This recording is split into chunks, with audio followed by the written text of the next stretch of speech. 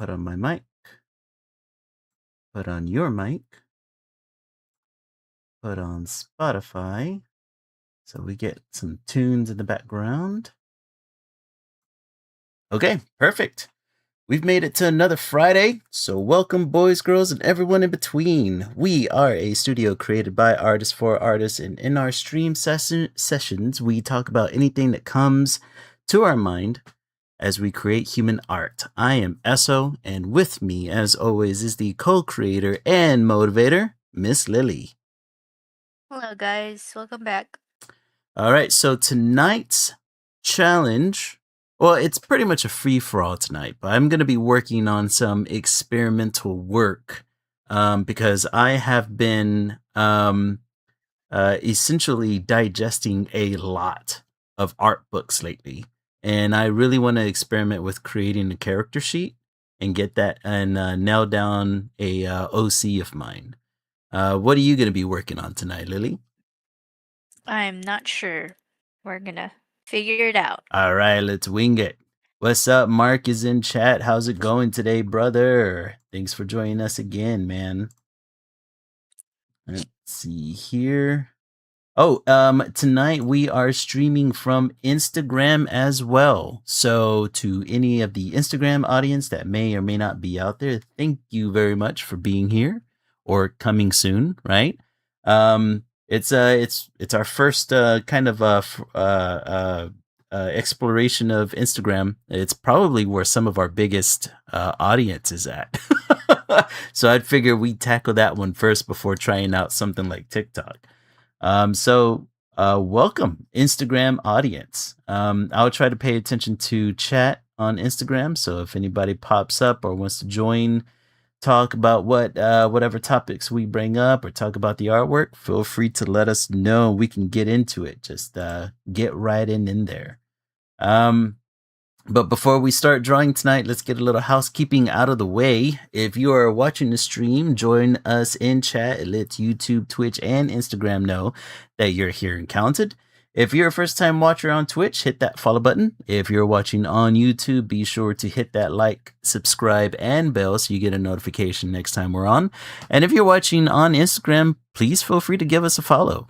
We would love a broader audience to join us tonight and go into chat, say hi. If you take a look over in chat, you will see links, first being Miss Lily's socials, both Instagram and TikTok. You can find her at Lily Lilac Draws, all one word. Be sure to head over there for more artwork from her, as well as clips. And if you want to see more art clips or donate to the studio, feel free to head over to our Linkspree URL, which will take you to our landing page where you can find all the other socials that I've been messing around with lately. Outside of that, let's go ahead and get some artwork started here, and start getting into our topics, because let's see here. I was going nuts this past week of finding all kinds of topics to talk about. Yeah, you have a lot. Yeah, feel free to pick whichever topic screams out to you first. I'll let you choose first whether or not you want to do one of your topics or mine, whichever. Well, I don't have a lot, so we can go into yours. All right. What would you like to talk about first?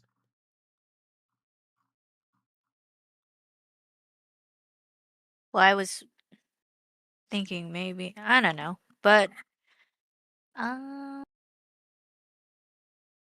you want me to pick the first topic? Yeah, if you want to. Or we could just go down the line, because my topics are a little mixed match. There's I didn't really have an order I was going through.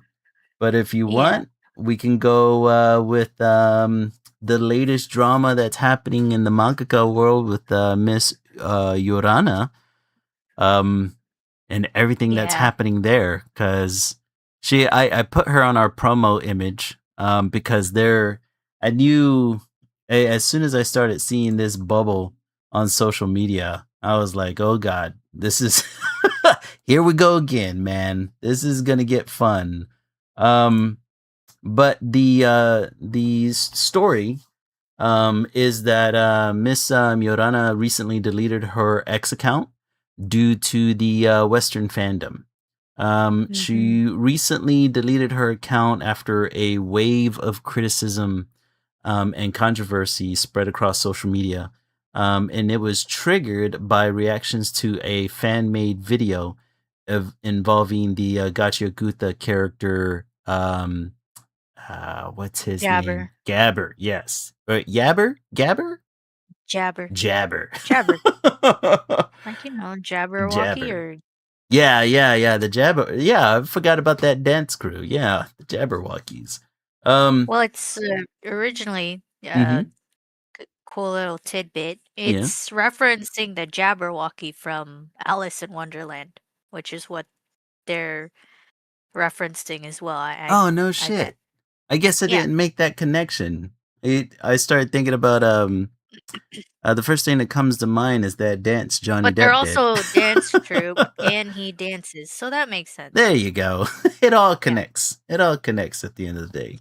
But apparently, I had seen the video. Um, Essentially, it's this. It looked like a Japanese guy doing a kind of like bare bones, no cost cosplay of Jabber, where he used leeks is it leeks, right, the vegetable, Yeah. as Mhm. dreadlocks, and he was mimicking the dance moves from whenever Jabber is first introduced into the series. Um, Apparently, the situation escalated whenever people on social media started to debate the intent and the interpretation of that video, with some fans defending it as like harmless and others pretty much raising concerns over perceived insensitivity. Um, and then I guess as the discussion intensified, um, Urana pretty much got the blunt of it all, because 'Cause she shared it. yeah, yeah, because she She shared shared it. the video, Yeah, yeah. yeah, that's right. She shared the video. And I guess the debate was raging so intensely online that it caused her to deactivate her X account. One thing, our Oh, you're screens not aren't up. seeing. Oh, let me go ahead. Sorry about that. I changed it over now. There you go. There we go. Um. So yeah, yeah. Thanks a lot, Mark. Thanks for that. Um. But yeah, yeah. So yeah, it apparently got really intense over there, and it essentially caused her to leave. What did you hear about this whole incident? I also heard that the graffiti artist she works with, Mm-hmm. on the manga also disabled his account, I guess in solidarity Yeah. to Miss Urana. Mm-hmm. Um, I heard like I heard a lot from the um black community Yeah. on this, and they're they're not even, well, a lot of them are saying like they're not even the ones who are bringing up this debate. It's just a bunch of people who aren't even in that community, like who Yeah. aren't black, who Yeah. are That's what I bringing this heard too. discussion up. And like for me, I think this is why people think we're a bunch of snowflakes, because it's because it's of people like these who are starting a conversation where a conversation shouldn't be had. Like Mm-hmm. if you're not in that community, if you're not a black person, Yeah. you should not you should shut the fuck up. You Like why are should you calm the talking? hell down. Calm down, okay? Yeah. There's that. And when I saw the video, I just saw it akin to that one guy who does the really like budget Yeah, the fat but Asian dude who does the budget yeah, the uh budget cosplays cosplays. with Yeah. just using his body and stuff like Mhm. that. I thought of that in the same kind of vein where Yeah. it's just purely a joke. Like it's not they're not making fun of the character Mhm. for being black or having dreadlocks. It Right. was just a budget cosplay. And it it sucks that she's gone under so much fire this Mhm. year alone. Like all of the drama that we've talked about all happened this year. God, I know, right? Which is crazy. Between And the it's live it's show and yeah, like that's Mhm. insane. And oh my gosh, to be a creator on the internet, that's why I don't like reply back to people Mhm. or whenever I post something and it does garner some type of attention, Yeah. I just delete I just delete people's comments or not even acknowledge them because I don't owe anyone an explanation. Mhm. She doesn't either, but like I think after getting so much of it continuously, um, I do understand where she's coming from. I do understand just wanting to be like, nope, I'm out, I'm peace. done. Like, Yeah. and that's what happened. So that's actually what happened. And I already brought this up in a previous stream, but I think the creator for Goose, her name is Gooseworks Online. The Mhm. creator for Digital Circus, like Yeah. she's tapped out too. Oh, wow. Like, yeah, cause of cause the movie slash last episode got leaked and people brought it to her attention Yeah. and she was just like, "Oh well," and then people like didn't like didn't like her reaction to her own thing getting leaked. Yeah. Yeah, and it's just like, "Oh, how could you act like that?" or this and that, and it was just a commentary on how the finale is being released before like monetarily Mhm. before going on YouTube for free like it always has been, and people thought her just saying, "Oh, well, it got leaked." Like was kind of a jab towards them, and it's Yeah. just like, well, don't you guys care that her property got leaked? Like, you know, Right. you're just mad that she doesn't, you know, like she's just basically saying it is what it is, and you Yeah. guys are getting mad at that. Like, damned if you do, damned if you don't, right? Yeah, And exactly. Exactly. man, It's one of those things like whenever I first came at I was first introduced into the whole situation through the drama, and then I came across the actual video that the whole drama was over, right? And I saw the video, and it's like you said, it's like a budget cosplay and the guy's doing the dance. And my first thought was, okay, like this is it on I can see both sides of this, right? On one hand, I can see how it's like, okay, especially whenever we're talking about Eastern cultures appropriating whether it be black music or black style or black, aesthetics, and there's been a shit ton of disrespect that's been coming out of South Korea and K-pop, and there's been, minimal black characters within anime, and then whenever there is a black character within anime, it's kind of a weird caricature.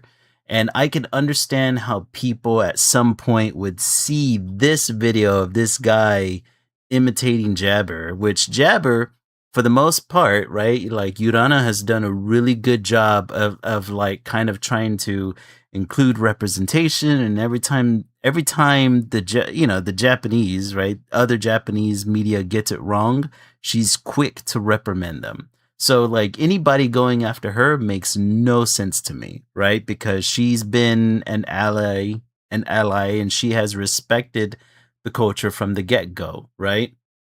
mhm.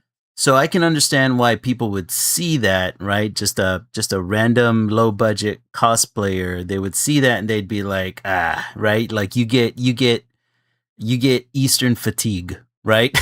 as a black person, I would assume, you know.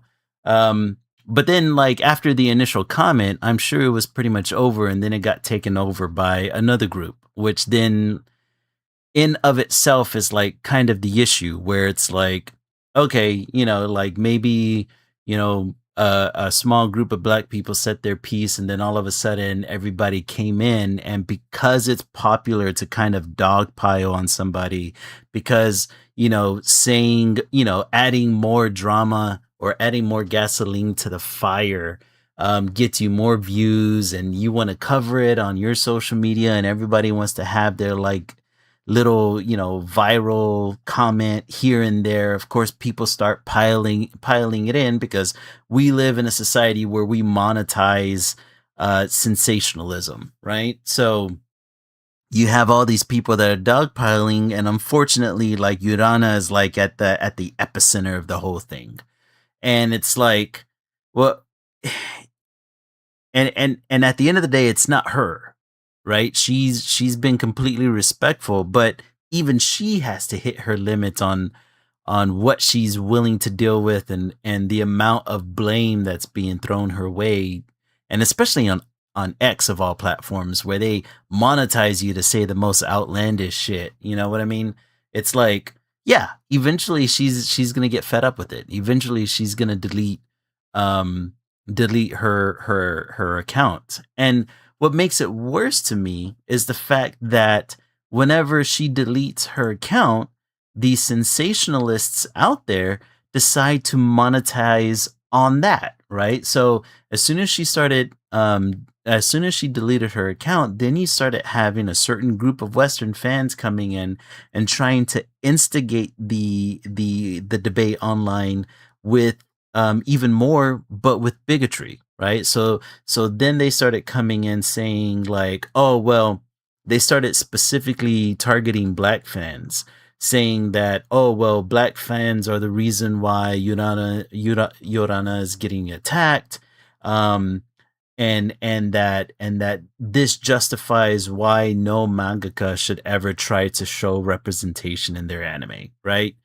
And of course, these people who are saying that are usually white, right? Because they love their Eurocentric anime, right? So it's yeah, I think it's a whole bunch of people trying to do what they always do, right? They always try to monetize on the most outlandish shit possible, and the whole thing annoyed me so much because it's like I said, Yorana does a really good job, whether it be with the live play and her not liking Japanese actors darkening their skin. What was the other thing before this? There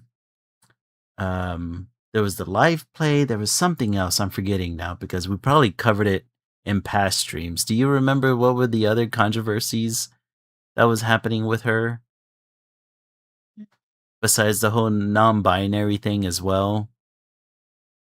Mm, Or are no. those the two main things? I I just know the live action play, and then the what is it? Like feeding her art into AI, Oh, right, that generative yeah, AI, and then or people just using doing her like, oh covers. yeah, or just doing like fan arts that look like are actually using her, yeah, Mhm. her backgrounds. Yeah. Um Yeah, I think she's been fighting the good fight. And, this one post, you know, I think it touched a nerve for a second, and then people just took off with it. And, you know, it's just this this poor woman can't catch a break. Um mhm. Other animators have been joining in on the conversation as well. Like there is a Mm, animator from Studio Bones who was describing frustrations with what they called destructive online environments, and they said the sad thing, quote, the sad thing is that the true fans aren't on Twitter. They live normal lives far from toxic social media. They go on to say, "I hate Twitter. I hate TikTok. Bunch of insufferable, entitled, loathing, children-minded retards everywhere." I mean, and they're not wrong. Because holy crap. The last thing I ended up hearing is that Yorana did reactivate her X account, but she's private now, so nobody can see anything that's on her page outside of friends and whoever she's following. So she's not completely gone. Um, Buck Fumbler, thanks for joining Instagram. We love that you're here, man. Feel free to join in on chat. And Sky Captain 34, thank you for joining us as well. We were just talking about the drama that's happening behind the author of Gachyakusa, Ki Urana, and the controversy with the low budget cosplayer. But going on to another topic, do you want to pick out one of yours? You can keep going. So let's see here. Can I stick within the manga world here, or should I go over into AI? You know what? Actually, I do have one more manga topic here, and I thought this was really interesting. Um, Let me see. So there was a artist online by the name of Yanfei Obsession, and they're currently going viral after fixing a design from a anime called My Senpai is Annoying. Yeah. Um, I actually watched that anime. oh, you actually watched it? Okay. He Yeah. he called out the original layout a monstrosity, arguing Mhm. that Futaba looked too small and had childlike proportions despite being a older character. Um, Mhm. the redesign sparked a huge debate online. Some people agree that the original design gives her overly childlike features, while others argue that it's just anime stylization and shouldn't be taken realistically in the first place. Um, Let me see. Well, give me your take, and I'm going to try to pull up that image Yeah. here on. So I watched the anime Hmm. and I it's a it's a love anime, like a Hmm. romance anime. And yeah, uh the little girl character, she is actually a full-grown woman.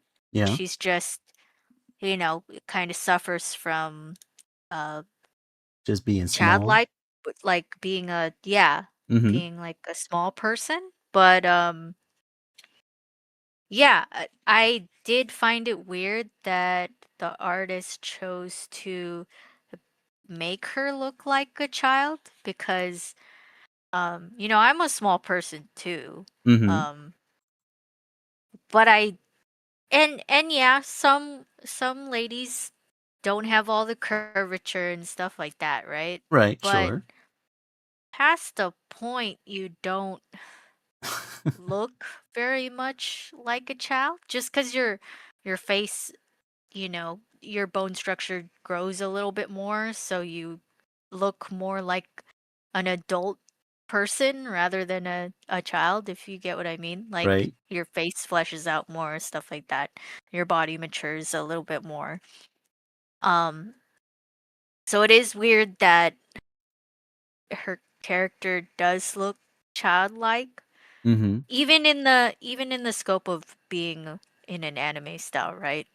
Yeah. I think it's weird because there are other female characters in the anime. Obviously, they work in an office and they look completely normal. Like their eyes aren't huge like the main girl characters are. Um what else? Yeah, her face is just noticeably rounder like a child like Hmm. so yeah, I did see the redesign and I thought it was, it's still good. Like it's Yeah. even better Yeah. because yeah, she's still small. Hmm. Um But now she has womanly proportions. Yeah, she has normal Yeah. proportions.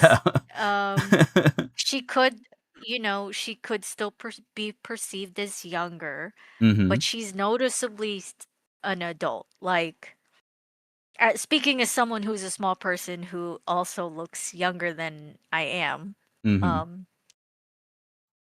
which I don't know. I kind of, some people think I'm like way younger than, and it might be because of how I dress, but like, I don't know. Like, you can just look at a person and be like, yeah, that's an adult, you know? Yeah. Like, Yeah. That was my thing too. Like whenever I saw the redesign, I was like, well, I like the redesign a lot better because I always hate it whenever you have anime fans that are like, oh well, that's simply just a style, or this is supposed to be an expression of a character or representation of a character, and not actually like it's not supposed to look like a full grown woman because I don't know whether or not in the anime she acts childish or not. And maybe it's one of those things where like maybe the mangaka was trying to convey that childishness through the the design. proportions, through the design. But it's like there's a difference between like personality expression and character design, you know? So like if your character design is always in child mode, then that's a child, right? Or at the very least you're infantizing a grown woman, right? And so it's one of those things where it's like I think that um in the original artwork, obviously it's not features that would exist on a grown woman. Um and I think that cuz I've heard a lot of I read a lot of anime fans simply saying, "Well, there's small women out there. There's small women out there." Well, like no shit, I know a small woman. It's like I've seen plenty of small women, but once a woman, to me, it's almost like they don't understand biology or how puberty affects a human being. But once a woman goes through puberty, like even if they are small and petite, there are a number of features that changes on them that signals that they're growing up, right? Or that they're going through puberty. And one of them is I like, mean, even I mean, even past puberty, yeah, yeah, you you grow, continue you to grow. still keep growing. Exactly. Um, Which I'm assuming, how old is because the when character in the anime? because when women when little girls hit Mhm. puberty because they're still little girls, right? Mhm. Um, and as little boys go through puberty as well, their bodies start changing. That's the key word, start changing. But your body keeps going through change as you Mhm. keep growing.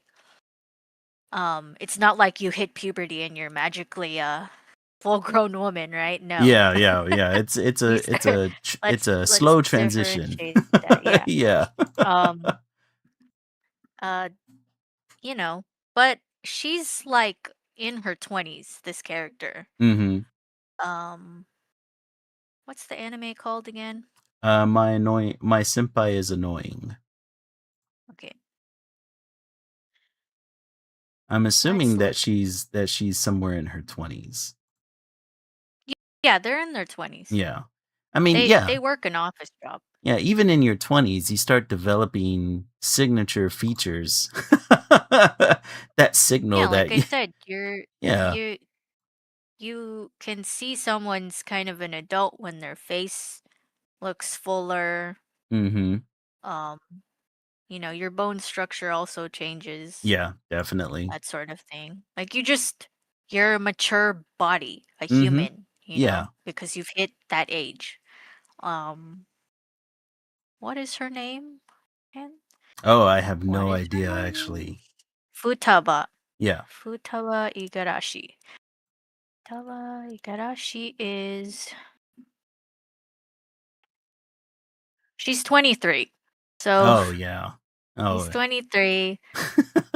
Past that, women stop growing in height at Roughly 18. around 18. Yeah. Yeah, So but yeah. your body still keeps growing into your 20s, but 23, yeah, you should be. Yeah, you should be well into looking like a grown adult, you know? Mhm. Yeah, Even at a short height. yeah. Yeah, it's weird whenever people come to defense to defend things like this, right? Because that's why the anime community is never gonna beat the allegations. Because they do shit like this where they're Yeah. like, "Oh no, the fact that she looks 12 is inconsequential to how the." It's like, "No, man. Like it's okay to call a spade on this. She looks ridiculously young. She shouldn't be looking that young." I Mhm. finally found the image here so I can show it on stream. And let me see here. I think Twitch and YouTube are going to be able to see this. Here we go. This is the redesign. Um yeah. Yeah, the redesign looks a lot better. Still makes her look like a small petite woman and a woman who's in her early 20s compared to the guy without making her look like a prepubescent adolescent. Yeah. Jesus Like, the Christ. redesign still keeps the large eyes, Yeah. you know, Mhm. and It slenders the the face a little anime bit, which the normally anime-ish happens. expression. Mhm. Yeah. Yeah. That's a lot better in comparison. If they did wanna round out her face, they could have made her like a chubbier character, Yeah. Yeah, like, that's very make the true. proportions of her body fit that chubby face, but when you Mhm. put a chubby face on this small body, you automatically think, "Oh, that's a child." Like, Yeah. that's Yeah, a it's kid. true. It just makes it look worse, man. But yeah, whenever I came across this, I was just I think just too many people don't understand I think too many people don't understand basic anatomy. Maybe we understand a little bit better because we're artists and we look at this constantly. Maybe, Um but I also just think people who defend it mhm. kind of need to understand why Yeah. and then Yeah. look internally, because it's like, um, so this is a romance anime. Oh god, that's true. Is it okay to defend this character this Oh no. character's depiction That's a good if it point. you know what I mean? Like, Yeah. Yeah, I they're know. they're not connecting the dots, and then at the end of the day, it's like, okay, if you're really hardcore defending this, are you one of the people we should be worrying about? Right? Like, you're just hiding it behind Do we this. need to have a talk? Do we need Yeah, to we need to go through some hard drives. Do we need Yeah, to right? Do we cuz You know, something why is are you seriously hardcore wrong defending here. this? Like, Yeah. it's okay. It's fine if you like the anime. Like, I thought the premise is, kind of cute, but Mhm. at you can defend the anime if it's good. Like, Yeah, if you think it's you can good, defend the story just fine, for sure. but you It's can just also say, like, two things can be true at the same time. You can also Mhm. say those character designs though could be way better. Yeah, yeah. Like, Those characters is and what trips me out whenever I first saw this, image is that the guy has pretty standard proportions for a yeah, the dude guy looks that's normal. yeah, he looks Like, why? completely normal, completely normal. He looks like an ex-jock, that was in high school and now he's in his 20s and he's a salaryman, right? Like that's what he looks like. His proportions are completely normal. He even looks like he's got a little bit of a dad bod going on there. Yeah, it happens to all of us. Like, why does she look so? Somebody needs to Speaking look as at someone this. who is small, like, Yeah, I could yeah. I could see her, like, when I was watching the anime, I Uh could huh. definitely see this woman being kind of a depiction of me, like, Mm-hmm. because I know women that are shorter than me. I'm 5 foot even, Yeah. and that's below the average Mm-hmm. height for women in the US. You're Um, tiny. but in Asia, yeah, in the It's Philippines, completely there are normal. women shorter than me. But guess Jesus. what? They Yeah, still don't look like a child at that height. Like, exactly. There so are it's just like, defining yeah. characteristics. Yeah. So you could definitely depict a shorter woman in an Mm-hmm. anime, but ugh, like But why go to this length? I need to look up the other women characters in that anime because I could have sworn they don't look like that either. So she's the only one that They looks look that way? regular, Oh yes, God. because they're all regular looking humans, and then she's the only one. Yeah, look, And she's the main hello, woman. romantic. I'm assuming she's the main romantic.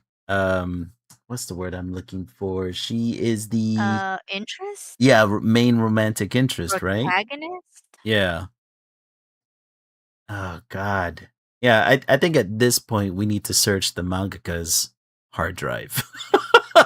Somebody sees that man's hard drive quick. I'm Interesting. assuming it's a male mangaka too. It could. I think it would be even. I don't know. Like, all right, let's play a um. Let's have a thought experiment here. What if it was a female mangaka? Do you think? Well, what would you? What would be your opinion on the original designs then?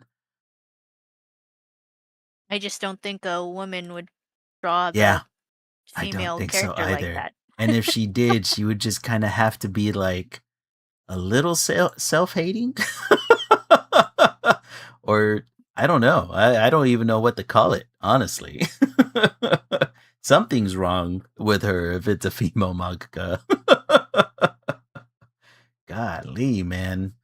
But yeah, I ran across that and I was just like, dude, that is absolutely trippy. That was like a jump scare for me whenever I saw it. And I Mm. really did like this is probably one of the first times where I saw another artist come in to fix an artist's original design where I was just like, "You know what? You did good, man." Yeah, yeah, because usually that's frowned upon. usually that's something that's very frowned upon, or it's like taken in the complete opposite direction, right? Like, oh, this character's not sexualized enough. Let me sexualize her more, you know? Hmm. Um so yeah, this was one of the first times I've run across that and I was like, okay, like, hey, that's pretty damn good. Do you continue doing the good work, you know? Let's see. In order to stay within the anime manga realm, do you want to go over um one of your topics here? Which one? Let's see. How about that first one? I didn't hear about that. Oh, yeah. The Japanese voice actor for um his name is Kanjiro Suda. Mm-hmm. His He's the voice actor behind Seto Kaiba in Yu-Gi-Oh, Kento Nanami in JJK, and Overhaul in My Hero. Okay. He sued, it's just gone public that he is in the process of suing TikTok for videos using AI to generate a voice that replicates his. He Oh. filed this back in November 2025. It's now being reported publicly, I guess, because it's actually in the process of going through. Mm-hmm. Um, he hopes to win the lawsuit because it'll support other voice actors in exercising their rights and to provide clarity for the scope of what would constitute a violation of the law in this field or create laws that help protect voice actors Mm-hmm. and in extension like other artists or other performers. Yeah. TikTok has countered hi by saying that the voice is of a generic male Japanese voice. Um, Hmm. but the thing is, what is AI trained on? Yeah. It's Yeah, trained exactly. on existing voices Usually and professional existing art. ones. Yeah, Mm-hmm. and existing art pieces. So, the it's looking well for Kanjiro, I think. But Yeah. yeah, like I haven't seen any of the videos. Maybe his legal team has helped take them down or something like that or Hmm. whatever, but I think I think it's great that someone of his caliber, like, the voice actor for freaking Seto Kaiba of all things, Yeah. is actually saying like, no, you can't use my voice or things that sound like my voice because I know what you use to train the AI. You use my voice to train it. Like you can't Hmm. do that. That's Um, awesome. It's another mhm. soldier in the fight, man. I Yeah. wholeheartedly welcome it. Mhm.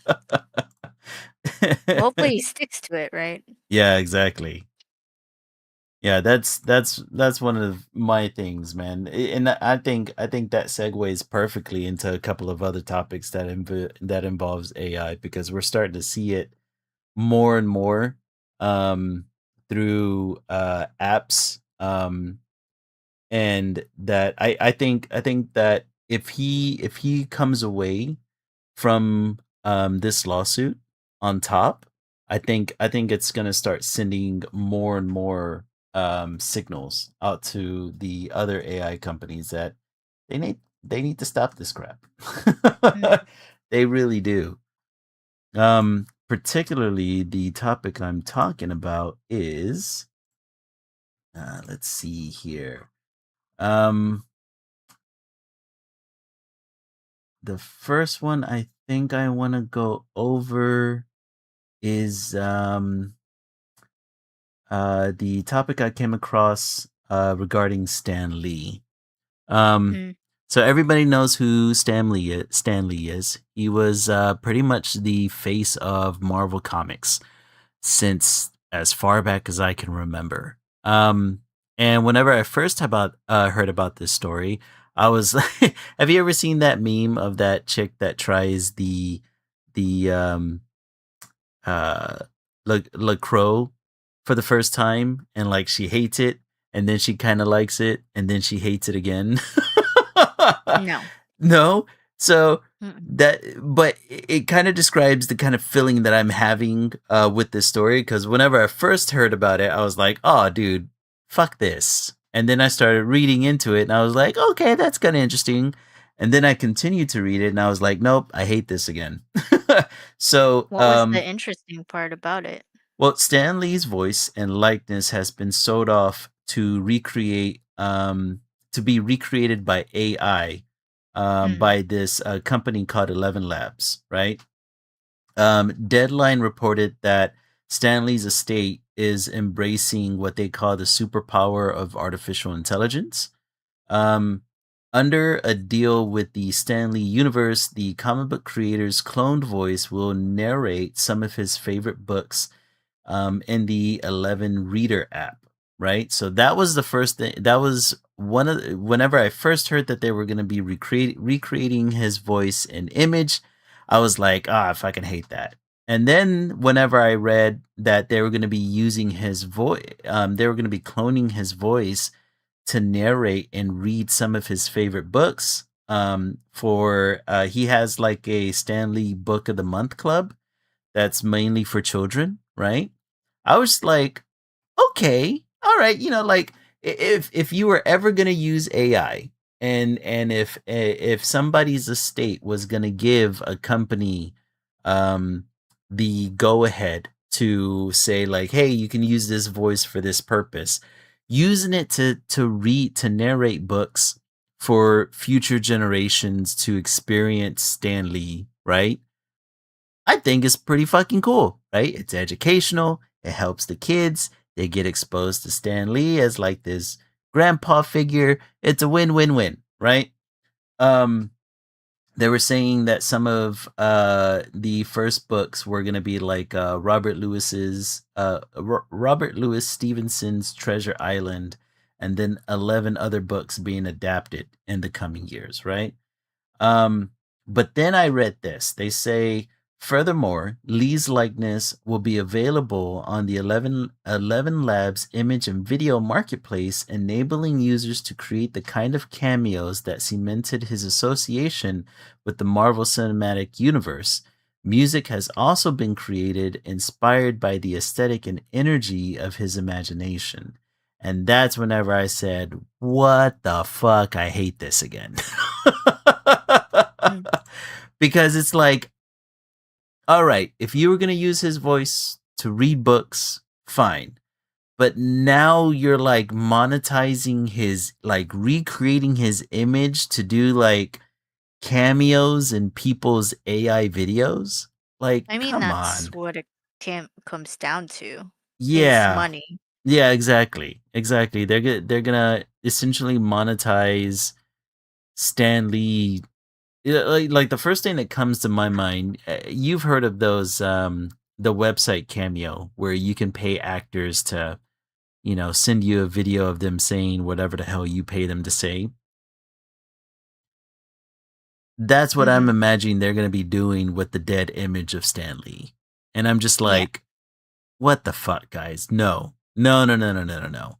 Have his voice read books. Okay, fine. Monetizing his image for more money, not good. Yeah, and Mark says, "Why does this remind me of Ready Player One?" Yeah, yeah, where they're just kind of like resurrecting Stan Lee like he's some sort of intellectual property. I don't like it. I don't like it at all. I was okay if they were going to use his voice to read books for kids.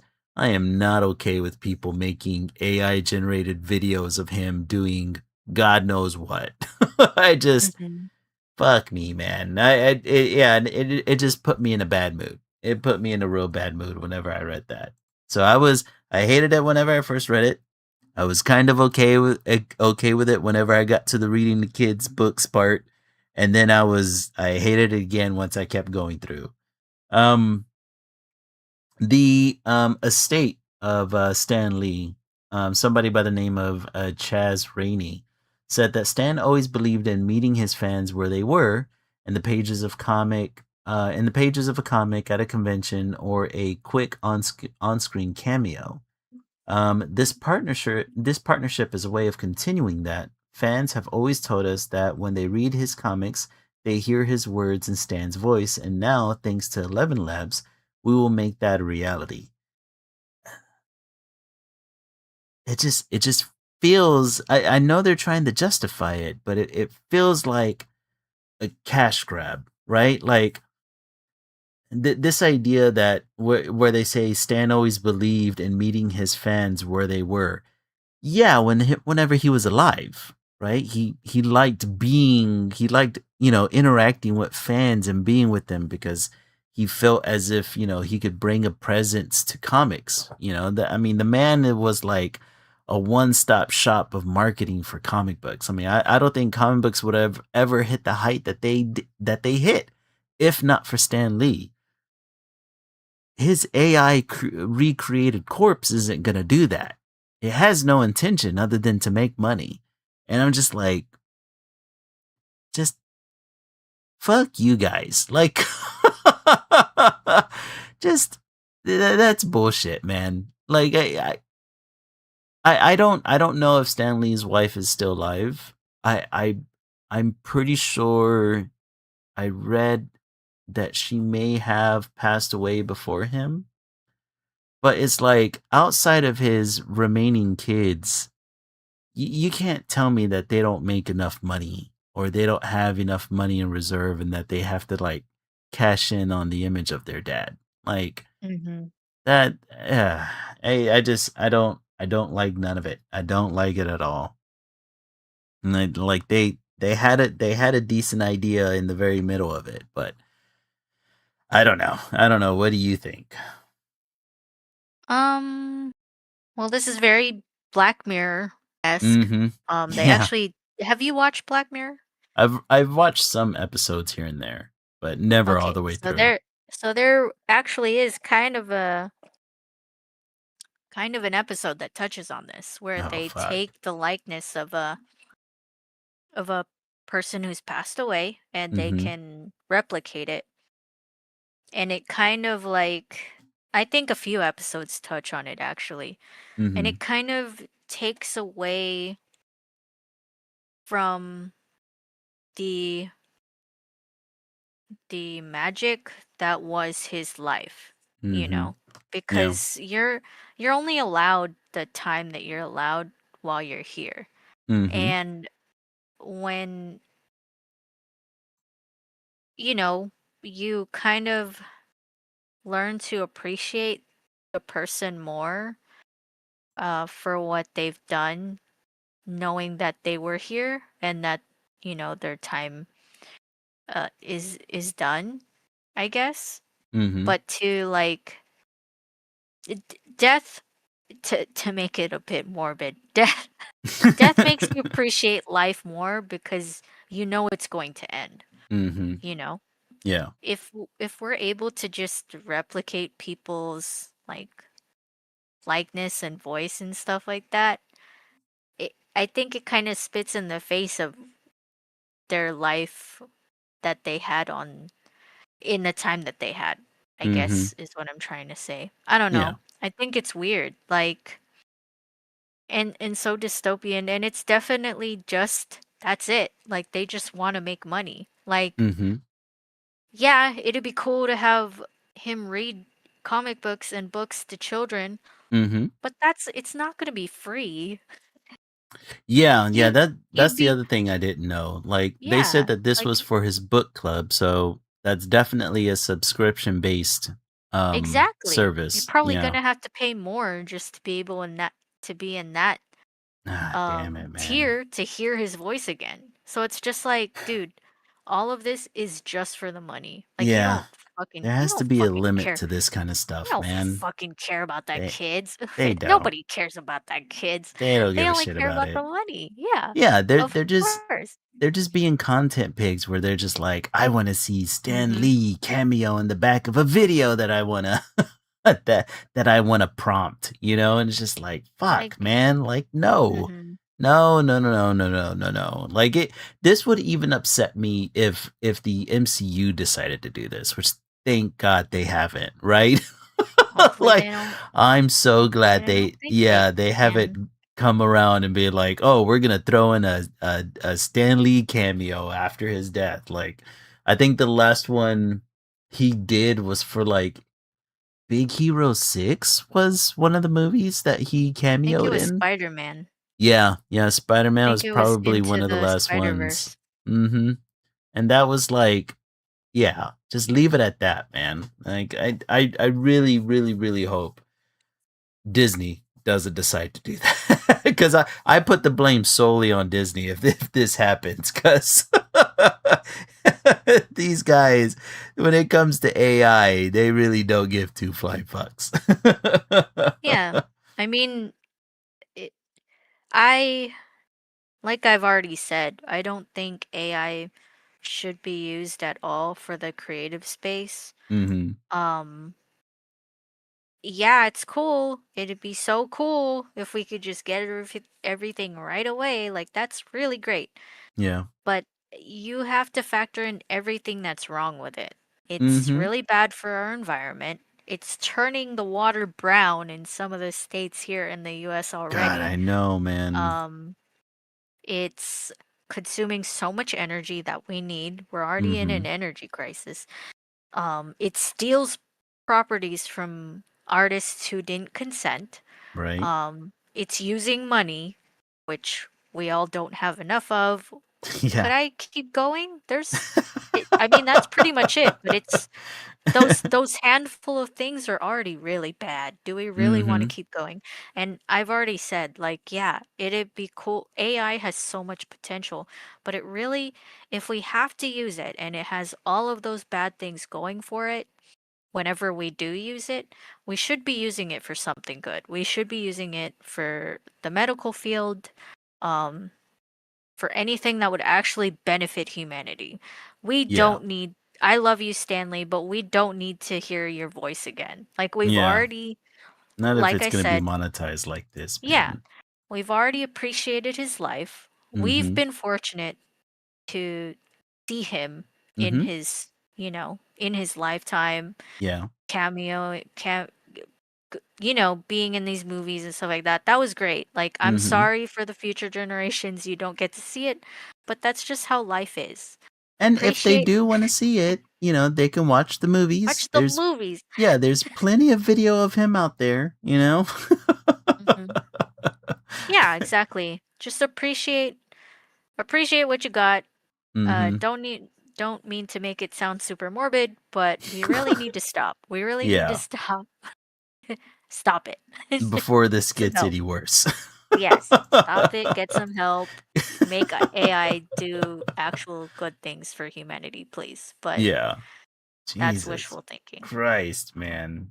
Well, speaking of anime, I wanted to go on this because it kind of touches on the same thing. Um, Jorge Gutierrez, who is the mind behind the Book of Life, is creating a property called Punky Duck through Amazon Web Services and Amazon MGM using their Gen AI Creators Fund, and it's going to be released on Prime Video.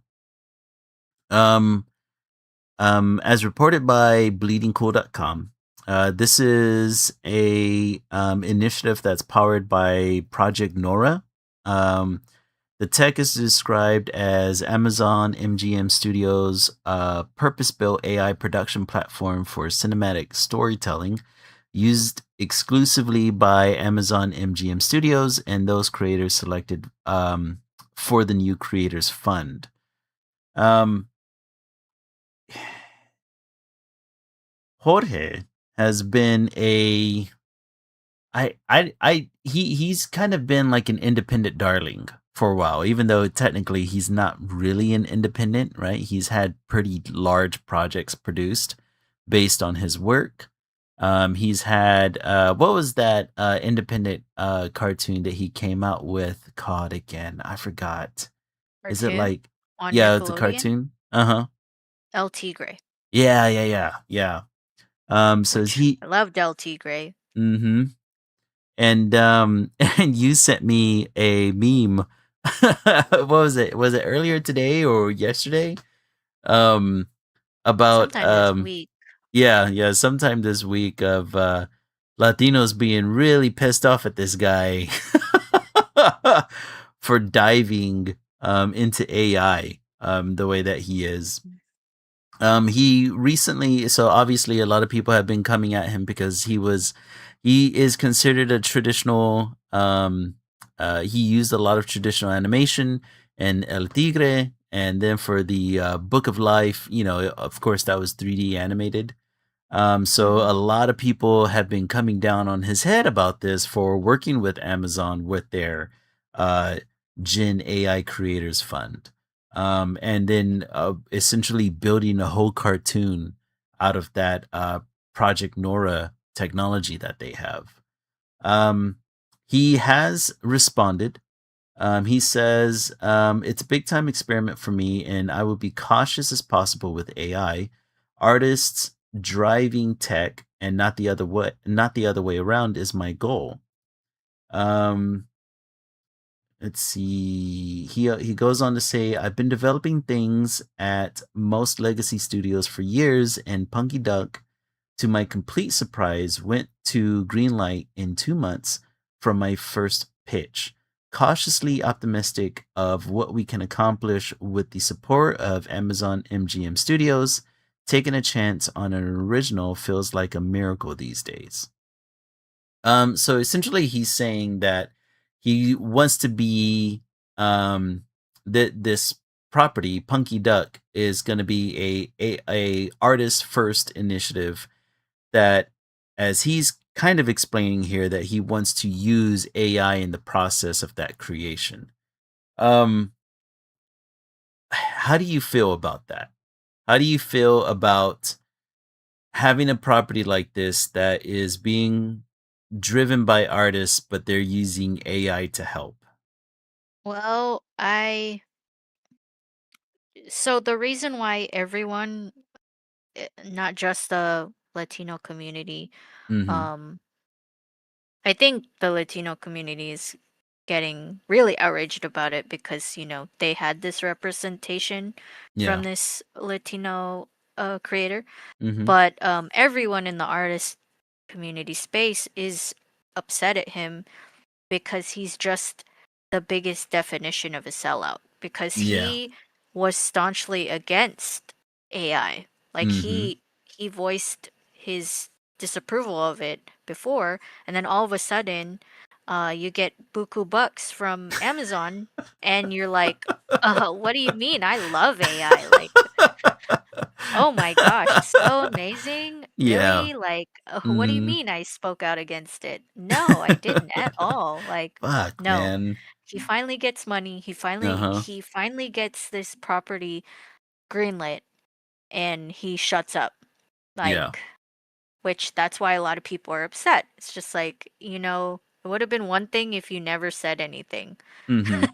Yeah. about AI, you Yeah. know?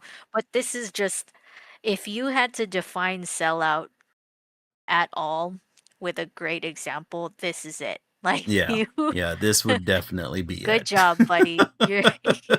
You're the face of the definition for sellout. Good job. Fuck, Um man. I think like I said, I don't think AI should be used in the creative space at all just because Mhm. of what it's doing to our planet, what it's doing to us is as a society as humans. Yeah. We're like I said, we're all gonna die soon, and we're making it go faster because of because of fucking AI generated Yeah, pictures. Great job. exactly.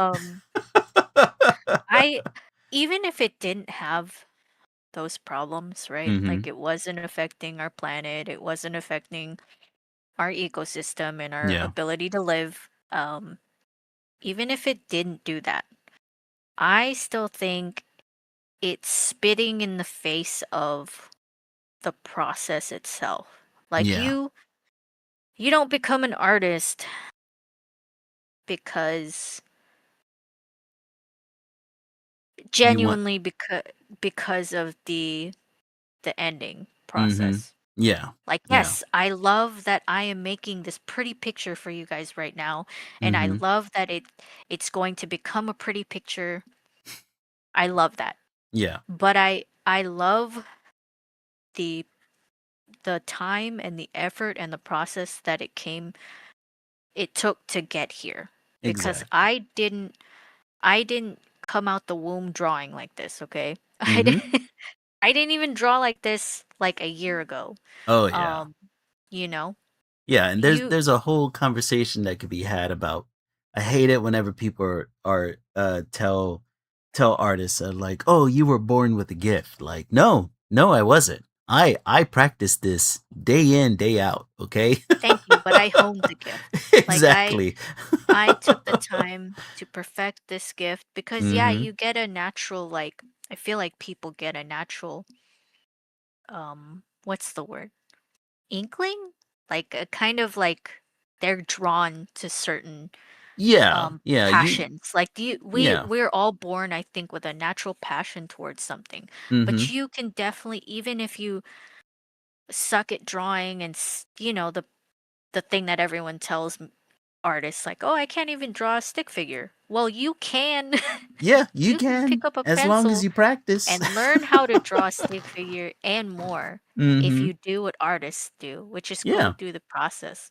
Just go through the hard thing. Yeah, and be passionate about learning Yeah, that process. Yeah. exactly. Learning the process. And I think that when you're using AI like to create those shortcuts, Mhm. um that just yeah, that just spits in the face of human innovation Yeah, in this creative space. exactly. I'm right there with you. The idea of like there is an instance in my mind where I think, okay, well, if AI were to be utilized in the let's say in the artistic process, there are some instances where I can think like, okay, like it'd be cool if an algorithm or a program can do this thing which can help in the process, maybe make a little bit of a shortcut here and there, kind of like what we see with, uh, drawing programs, right? Where they mimic certain brushes, or, it means that I don't have to go to an art store and purchase watercolors. Instead, I can mimic the watercolors through my drawing application. But Mhm. the technique is still needed there, right? The technique, the practice, the skill is still needed to be learned and honed, right? And so I can see where like I can see where AI can help shorthand some of that process, Mhm. but never to the extent that I think Amazon is trying to push generative AI, right? Because whenever we're Mm. talking, we're not talking about an algorithm or a program or a what did you call it in previous streams? You called it something else, that it's not AI, but instead it's this thing. Oh, Program, it's a uh, algorithm?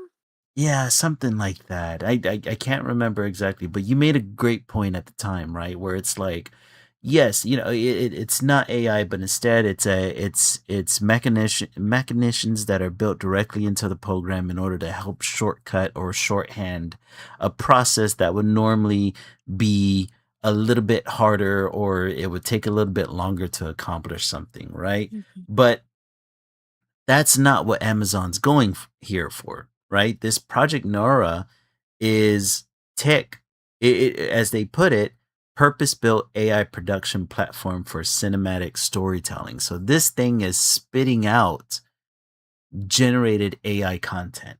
It's not like it's there to help with the little things. It reads as if it's there to help with the gigantic process, right? It's And just I there to make, exactly. make And the content, yeah, to make mhm. money. Mhm. And maybe there's artists there to kind of nudge it here and nudge it there, but I think for the most part, right, the AI the AI tech is doing the heavy lifting. And that's what annoys me, and it just kind of it sucks to see that coming from somebody who was helping re-pioneer um, uh, 2D traditional animation in a space where it didn't exist for a little while, right? Like Mhm. like 2D animation went dormant with the introduction of 3D. And whenever he released El Tigre, as well as other um uh uh cartoon creators, right? There was this renaissance that was happening. And now here he comes, you know, implementing Amazon's AI because they're going to give him a gigantic paycheck to get a original property of his into production. And that's just, most of the time we say things like "get your bag," but this is not. No, This is yeah. not one of those No, situations. I'm You okay know? with people getting their bag, but this is just not it because, like, so at the end of the day, Mm-hmm. what yeah, sure, artists are helping this property Mm-hmm. at the forefront. But then this is what people are also forgetting is when Mm-hmm. they're done training the AI and it gets to that point where it is too good to Mm-hmm. differentiate from humans, Yeah. they're going to cut off the humans. True. Very Wake up, true. guys. Yeah. It's gonna They're take already that doing it. style. It's not gonna be They're yours already doing anymore. it. People are losing their fucking jobs because of it, which Mm-hmm. by the way, they're cutting them off too soon because the AI isn't reliable. Yeah, Um, exactly. which shit on your face for Right? cutting off people's jobs, but you guys need to think humans first. Like Mm-hmm. we're here to to try and live, and they don't want people who are artists Mm-hmm. happily making their money while also making properties for these big corporations. They want Yeah. to cut out they want to cut out the humans because they Mhm. cost too much. Yeah, right, And God forbid. hopefully they'll train a robot Mhm. do it better than us and hopefully save money. But the thing is, that's also spitting in their face because Yeah. it costs too much to run AI. Like Mhm. even more than it would be to just pay a human. So Exactly. Exactly. And, like like, a lot. the part that also pissed me off, well, I guess my ultimate stance is, like, even if it's an artist-led, AI project, Hmm. I think even if you open up the window a little bit, you're letting in too many flies, right? Hmm. Like there's no amount of space you can open up this window where where a gigantic corporation like Amazon, and I mean, just after those comments that Jeff Bezos made, what was it, like 2 weeks ago? you Oh, know, about not taxing people, but yeah, he's about actually not just taxing people. commenting on every like comment.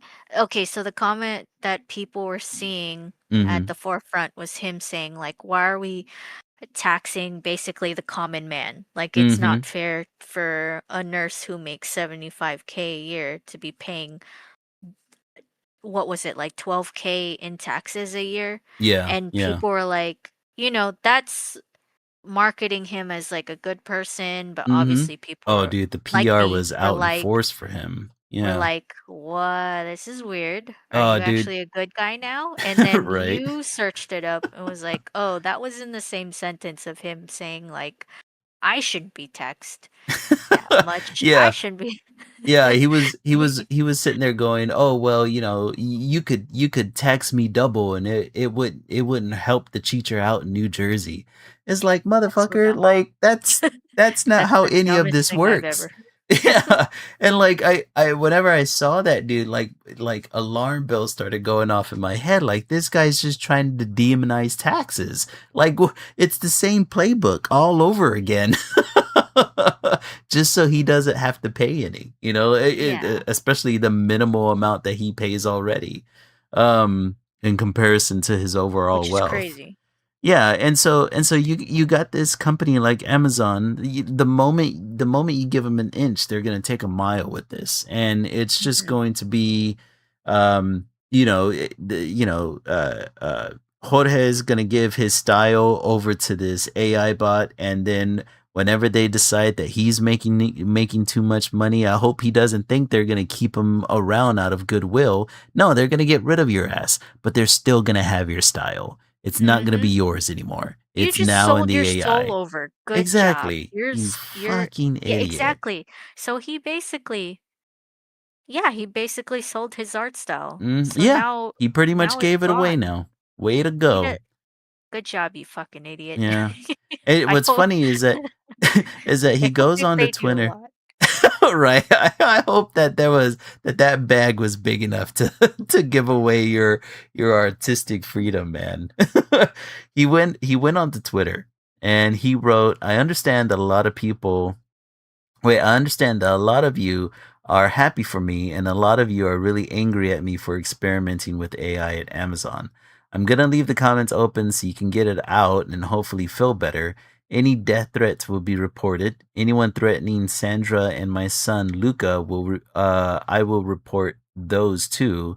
Come at me all you need. Come at me all you want and need. Just leave my family alone." So yeah, man, he's pretty much, I mean, like, nobody should be threatening anybody's life over something like this, right? Like, let's Or not get his crazy, family people, that right? didn't Like, do anything. don't bring his family into it. Yeah, this has nothing to do with them. But yeah, he's washing his hands clean of it, right? He's just saying, Mhm. "Yeah, I'm gonna do this." You could be mad all you want, but I'm gonna do this one way or the other. And yeah, man, it's Jesus, Jesus Christ. It's It's he's disappointing. it's super disappointing. Super disappointing. He was one of the few Latino creative voices out there, and now he's just pretty much sold that away.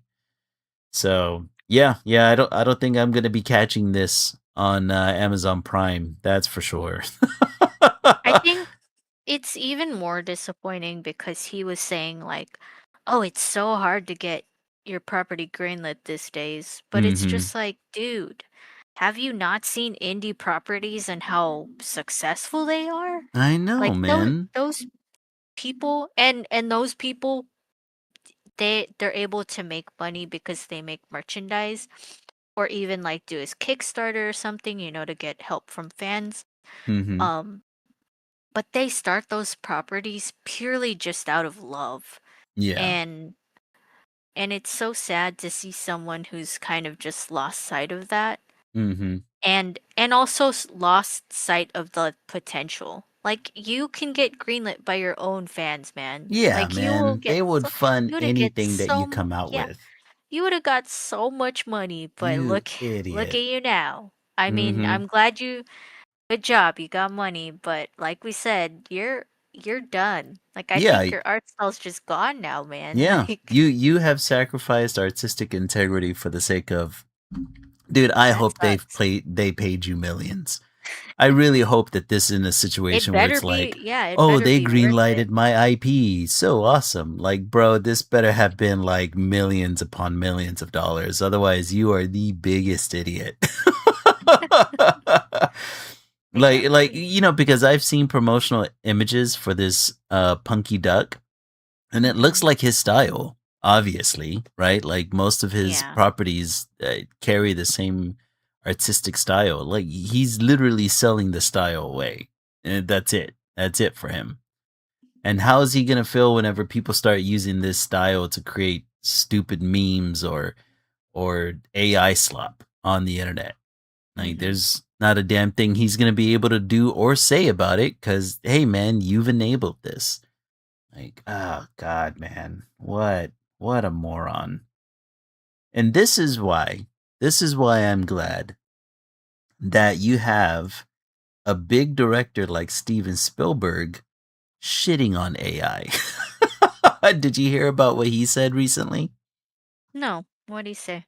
Apparently, so you know how Steven Spielberg has his new film that's going to be coming out soon. Looks like alien invasion film. Um He went on to say, I don't believe there's any substitute for the soul. I don't think that's an algorithm that is inevitable. Don't tell me I don't have the right antagonist in the story. Don't tell me how to write my dialogue. Don't tell me where the camera has to go. If AI wants to help me find locations, that's great. Saves me some legwork. Use AI as a tool, but do not use AI as the final word on anything creative. There we go, man. There we go. So we have one artist that's an idiot, but another old school, much bigger artist that's shitting on AI as well as you should. Mhm. That's the way to do it. Be like, hey, I don't mind using AI to find me a good location to film something, but don't tell me what the fuck to do. All right, I've been doing this way longer than AI's ever been around. Oh man. Um, let's see. Do you want to go over one of your topics? You can keep going just 'cause you have a There, lot, so I know, right? I was going nuts this week. Speaking of I came across so you remember a couple of streams ago we were talking about those AI those dropship AI videos about like the Super Mhm. Mario resin lamps and Yep. how yeah. So apparently they're still doing that, but now they're race baiting. Hmm. Um, recently, drop shippers are creating AI generated videos where they show young black boys creating businesses because they're being teased for liking something that's not considered part of the black community. So, like, one of the ones that I've come across was this young black boy that makes cardigans and he's like, "Oh, everybody makes fun of me because they say I'm not black enough because I like making cardigans." And he was like showing these butterfly cardigans that he makes apparently, but it really is just a drop shipper. Oh, um you gotta show me this. Oh man, yeah, yeah. I'll text it. I'll DM it over to you. Because it's the funny thing is that obviously AI is getting better. And it's not as noticeable unless you're really paying attention to the video. Mhm. Um but the worst part is that there a lot of these accounts have like the most weirdest, like vaguely racist usernames that I came across. So like one of them is called Hood Nostalgia. Another one of the accounts was called Afro Divine. Mm. It's like what the shit, guys? For the love of Christ, man, these drop shippers have and they have no scruples, man. It's just the worst damn things out there. Um but yeah, that's all that I have on the AI front. Do you have anything regarding any further um AI topics? Oh. Let's see. Oh, Oh, this what's one the down here. yeah, what's the last one? Hideo Kojima was depicted in an AI video commercial for Prada. What the Um, fuck? him and I think another director Uh-huh. that he works with. Um, this made many fans upset, and I'm not sure if he stated anything supporting it, Mhm. but I mean, I think he hasn't said anything about using his likeness, so surely he is at least okay with it. That So, yeah. is so weird. Yeah. You should look at it. It's pretty bad. Yeah, I need to look into that because A, Hideo Kojima is like no stranger to like promoting his image, um, whether that be in his own properties or yeah, I mean, like I love it whenever he gives reviews for movies that he goes to watch. Um, Hmm. but to be used for something like Prada, and Mhm. it seemed as if like this wasn't totally he wasn't totally in the know about this. That's odd. That is No, I odd. think I think he knew Oh, he about did it. he did know about it. Okay. Yeah. Like Huh.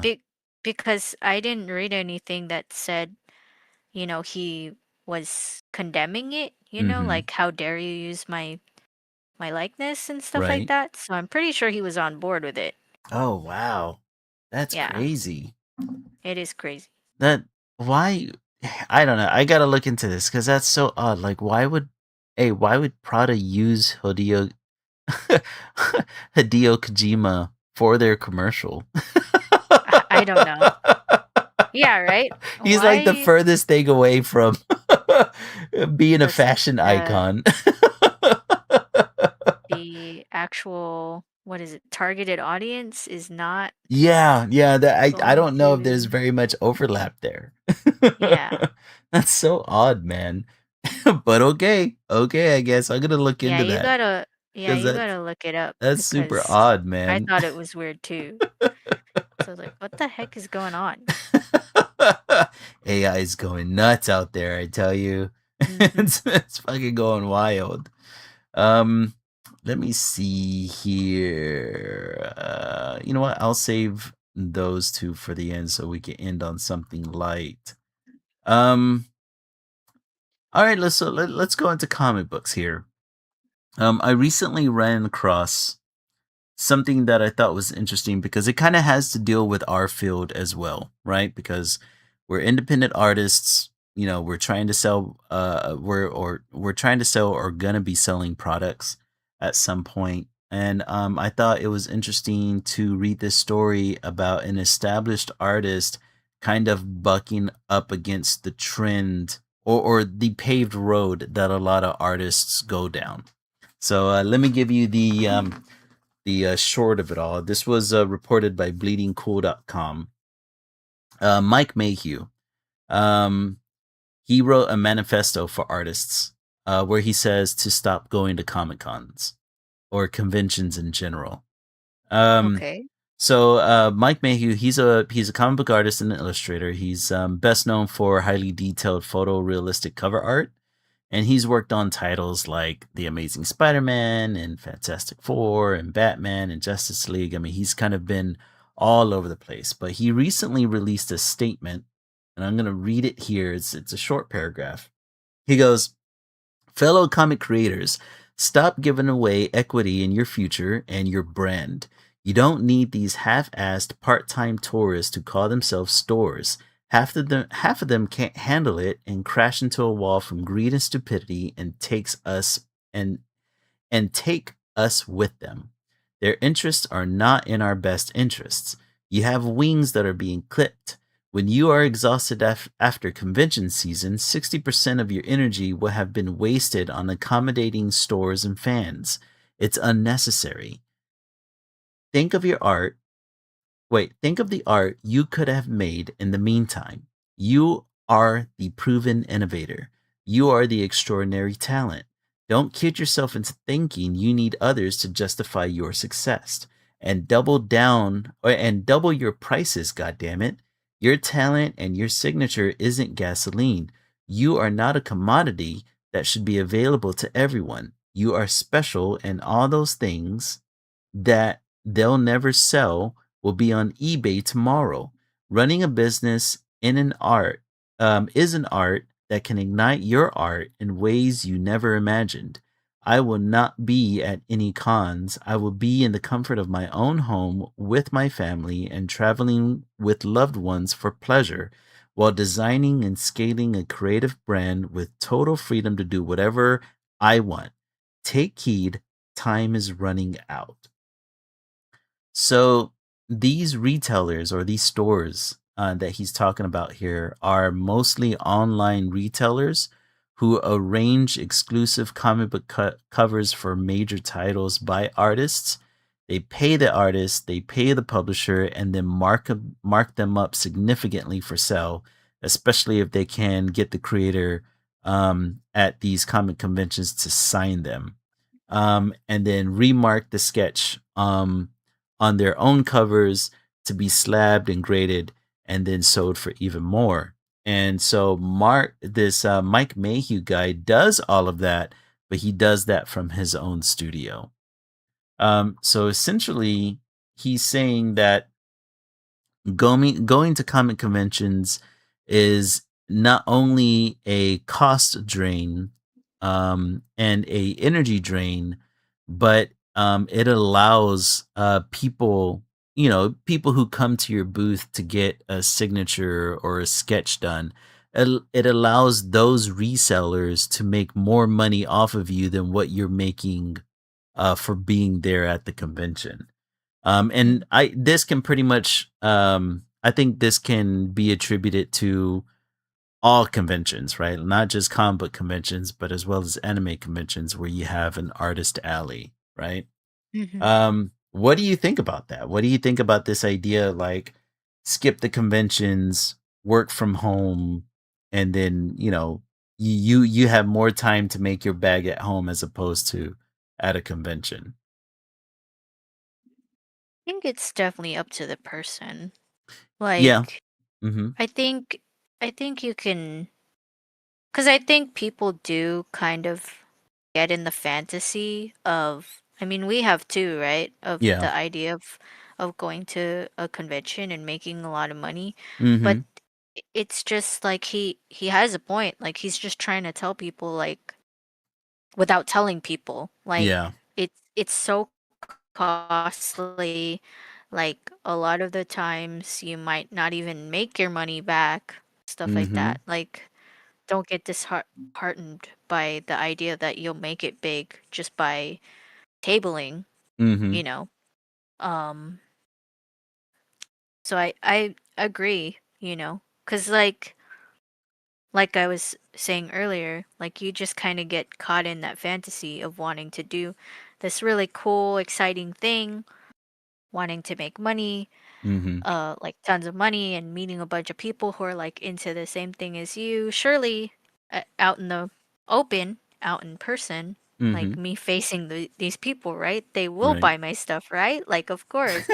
But like, yeah, I've heard so many people's stories like, oh, I didn't make my money back for even just the expenses of going to Mhm. the convention. That doesn't even count the cost of what it took to make the actual materials, right? Yeah. Yeah, exactly. Yeah, it's So, I got Oh no, go ahead. I'll put in my 2 cents in a second. um, I mean, I think I was just gonna finish up my thought Mhm. that like he has a point. Like you shouldn't get too in the weeds of or too in the fantasy of wanting to do that sort of thing. Yeah. Yeah, I'm right there with you. I think he's making a there was a number of different artists that were kind of like bucking against his take. Mm, Um and I think I'm of two minds of this one, right? Where I think that conventions, if you're already an established artist or studio, right? Conventions are pretty much a drain for the kind of money that you can be making from home because you already have your audience, you already have your contracts, you already have your projects that are going through a number of different publishers or you're self-publishing. And so like yes, at that point conventions are very much a drain. Um and they stop, they're you're essentially losing time to where you could be working on something else or like distributing something yourself and therefore making more money that way, right? Um, but if you're not an established artist or studio, getting in front of people counts, right? But maybe, something I've always thought about is like maybe going down the traditional route is probably not the way to go, right? Because it is a money drain to do that. It is like to have a booth at even a small convention is going to cost you anywhere between $400 to $500, and we're talking about a small booth, and that's not including all the materials that you got to haul around with you, how you're going to be displaying your artwork or properties, how long are you going to be at the convention? If you need any kind of electronics there, how are you going to, get internet? How are you going to process payments? There's a lot of different aspects that you have to think about whenever you're boothing. Um, but there's also something I've been thinking a lot about lately too as artists is a guerrilla warfare version of going to a convention, right? Because it is good to be around fans. It is good to kind of, get face to face with people and kind of sell, your product, right? But nobody ever said that you always have to do it in a booth. Right? that's the beauty of our modern age. You can do Mhm. everything in the Yeah. comfort of your home. Well, not only that, but I've always had this thought of like, well, what's to stop me from going to a convention to enjoy the convention as an attendee, but like haul my shit around, right? Like haul some artwork around, make a t-shirt, or make a poster or go and cosplay and get attention and talk to people or even stage a meetup at a convention with, people who are fans of yours. And and kind of like, sell your wares on the side while you're perusing through a convention. As far as I know, there's no rules against that. I don't think. You're Mm, essentially a traveling solicitor. yeah, isn't soliciting against I don't know. laws? Like actual laws? Like, Oh, like real laws? yes, I don't I think that's actually against. It's Can't do like it that. is that against the law to do that at a convention? I think you can technically get kicked out if it annoys enough people. Like, True, pretty sure if you're like annoying with it, people would just be like, why don't you have a table like a normal person? right? And then they'll just report you. That's Like, if you're annoying with it.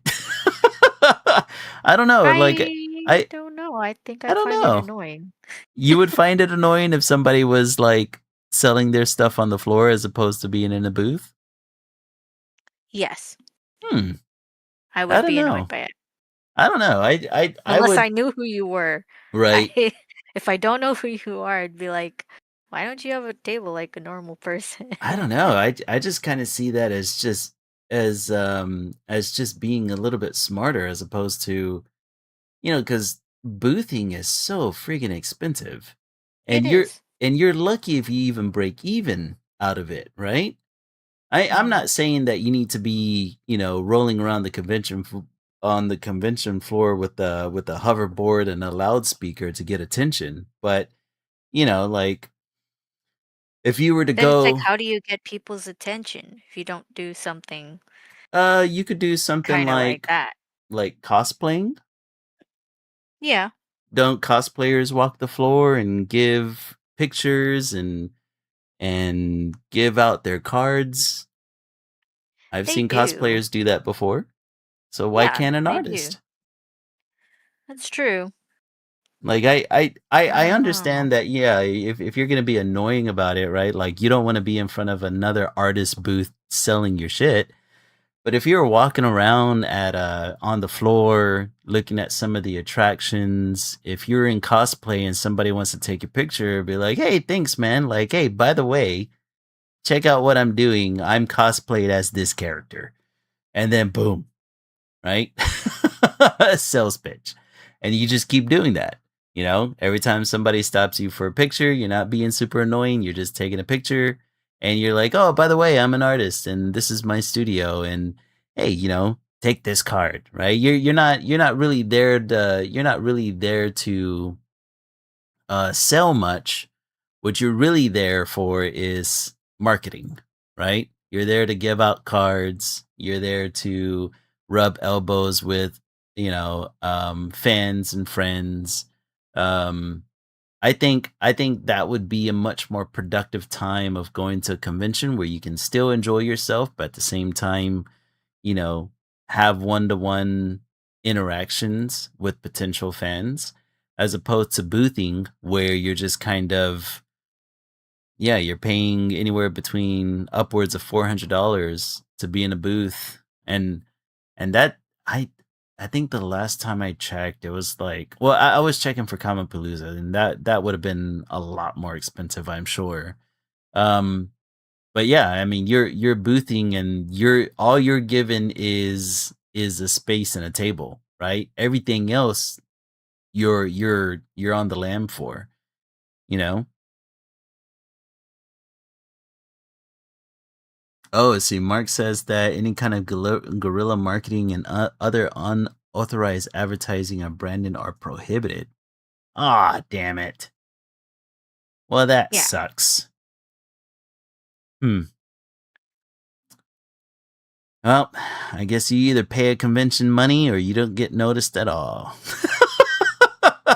Yeah, I just think like I think people who did do that sort of thing, Mhm. they're already an influencer, so they're Mhm. probably not gonna get in trouble for it because they like unless you're annoying. Yeah. And then people who like hand out their stuff, like Yeah. their business cards or whatever, they just kind of leave it on a table and then they don't like draw attention to themselves, you know? Yeah. Like um that's how I've seen it done because like I well, I don't really ask people for their pictures at conventions.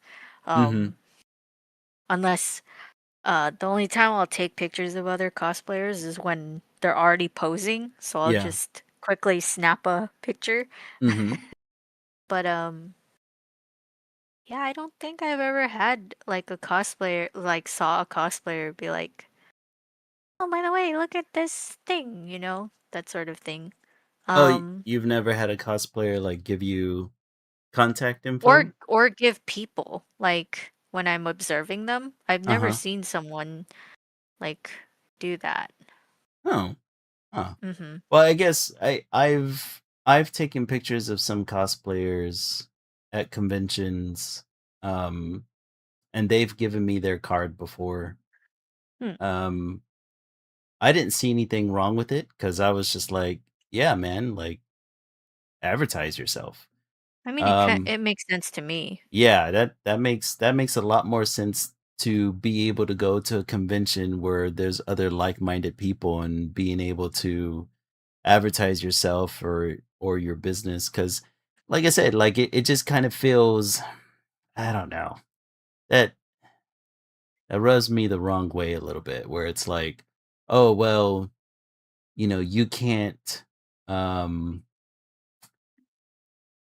you can't market yourself or you can't share what you do with other people who also like the things that you do unless you're paying us money to do it.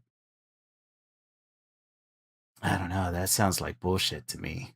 Well, they just want to make money at the end of the day.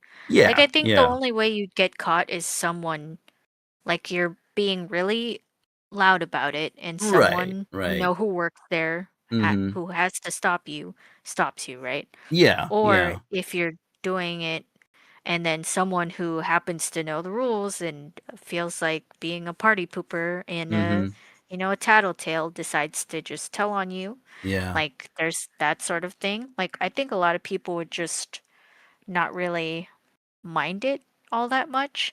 I Yeah, think I a I lot of don't think that people, it would be a huge issue for, like, the attendees. I think o yeah, obviously, I see it as being an issue for the, organizers because, yeah, it could potentially take money away from them, whereas they would rather capitalize on you as opposed to allowing you to get your name out there, you know? of course. Yeah. Mhm. Um, Mm. yeah. I'm just trying to think from a con goer, would they actually do it? And I think it's a mixed bag. You kind Yeah. of have to expect that some people would just be like, "Oh, cool, thanks," and then they take it and throw it away, or Mhm. or they're like, "Oh man, they were so nice. Of course, I'm gonna go check out their thing," or Yeah. that sort Yeah. of thing. So Yeah, it's that definitely a mixed bag. Yeah, it's one of those things, like, that's the way I always kind of imagined it, right? Where it's like, yeah, you're talking to people, you have everybody who of common interest, and you're just like, "Hey, I'm doing this thing."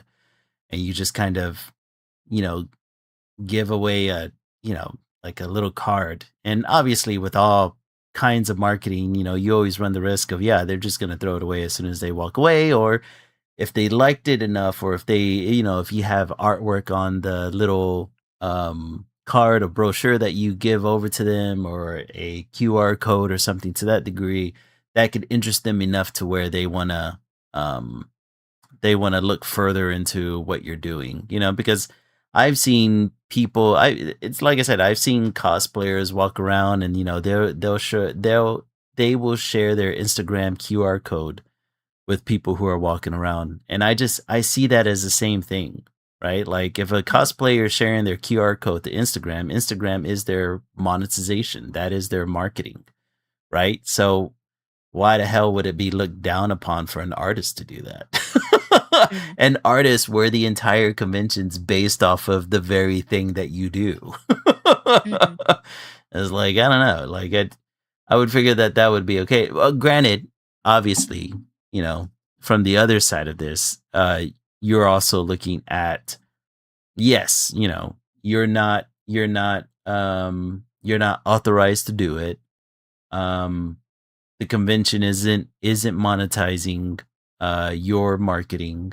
Um, but I mean, outside of, I don't know, I wonder, like, guerrilla marketing and unauthorized advertising and branding. I wonder if that like leans more towards like, oh, you're not allowed to like put up a pop-up booth, or you're not allowed to like Oh, have definitely, no. yeah, yeah, They would you're I think they would stop you. yeah, I wonder I think I wonder if it's more lean towards something like that, right? Like you're not allowed to have a loudspeaker. You're not allowed to like, carry a flag of your artwork around. Stuff like that, right? Like for something like that, yes, like okay, don't do that. You're being annoying. You don't you're being a disruption more so than what you should be doing, which is like getting face-to-face marketing, right?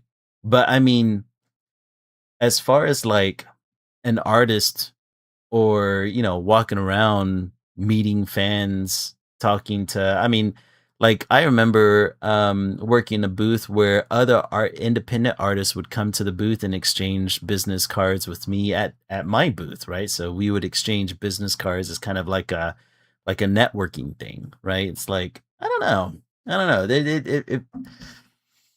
hmm if a convention came up to me and was like, "You can't do that," I think that would convince me to stop going to that convention. Be like, "Hey, Mm. well, fuck you guys!" Like this is one of the few events where like every liked mind individual is here to have fun and kind of like experience something, and you're just gonna shit on it like this just because you're not making money. Like, hey, I already paid my money to get in here. And like, oh, fuck you. But what this artist kind of brings up is like, I don't know, like a lot of artists that kind of was arguing against him were saying that they like going to cons, they like getting face to face with fans. Um, but he was kind of pointing out that he gets the same interaction online. Do you think, which one do you think is more valuable, on the online interaction or getting face to face at cons? I mean, as someone who kind of just doesn't like talking to people, um, I think I like the The the online internet. interaction. Yeah. I like that Fair you enough. can so, I mean, yeah, like I said earlier, it Mhm. definitely depends on the person. Um, and I don't think he was bashing people for going like did, did he not say in his little monologue like Mhm. you guys are stupid? Like he didn't call them stupid, right? Like No, he no, I don't think he called him stupid. I think what he's saying is that yeah, he feels as he's if just people are, yeah. yeah, I think when I was listening to it, I think he's like I was saying, like kind of just don't fall into the fantasy of what convention going is. Mhm. Like it's okay to try and get the same type of attention online. Like Mhm. because you can definitely do that now. Um I and like I said, he didn't call anyone stupid for wanting to go to conventions, Oh, no, no, not at you all. know. I Yeah. think he's not calling specifically for people to well, I think he did, but like obviously from a standpoint that he's just kind of tired of having to do it. Mhm.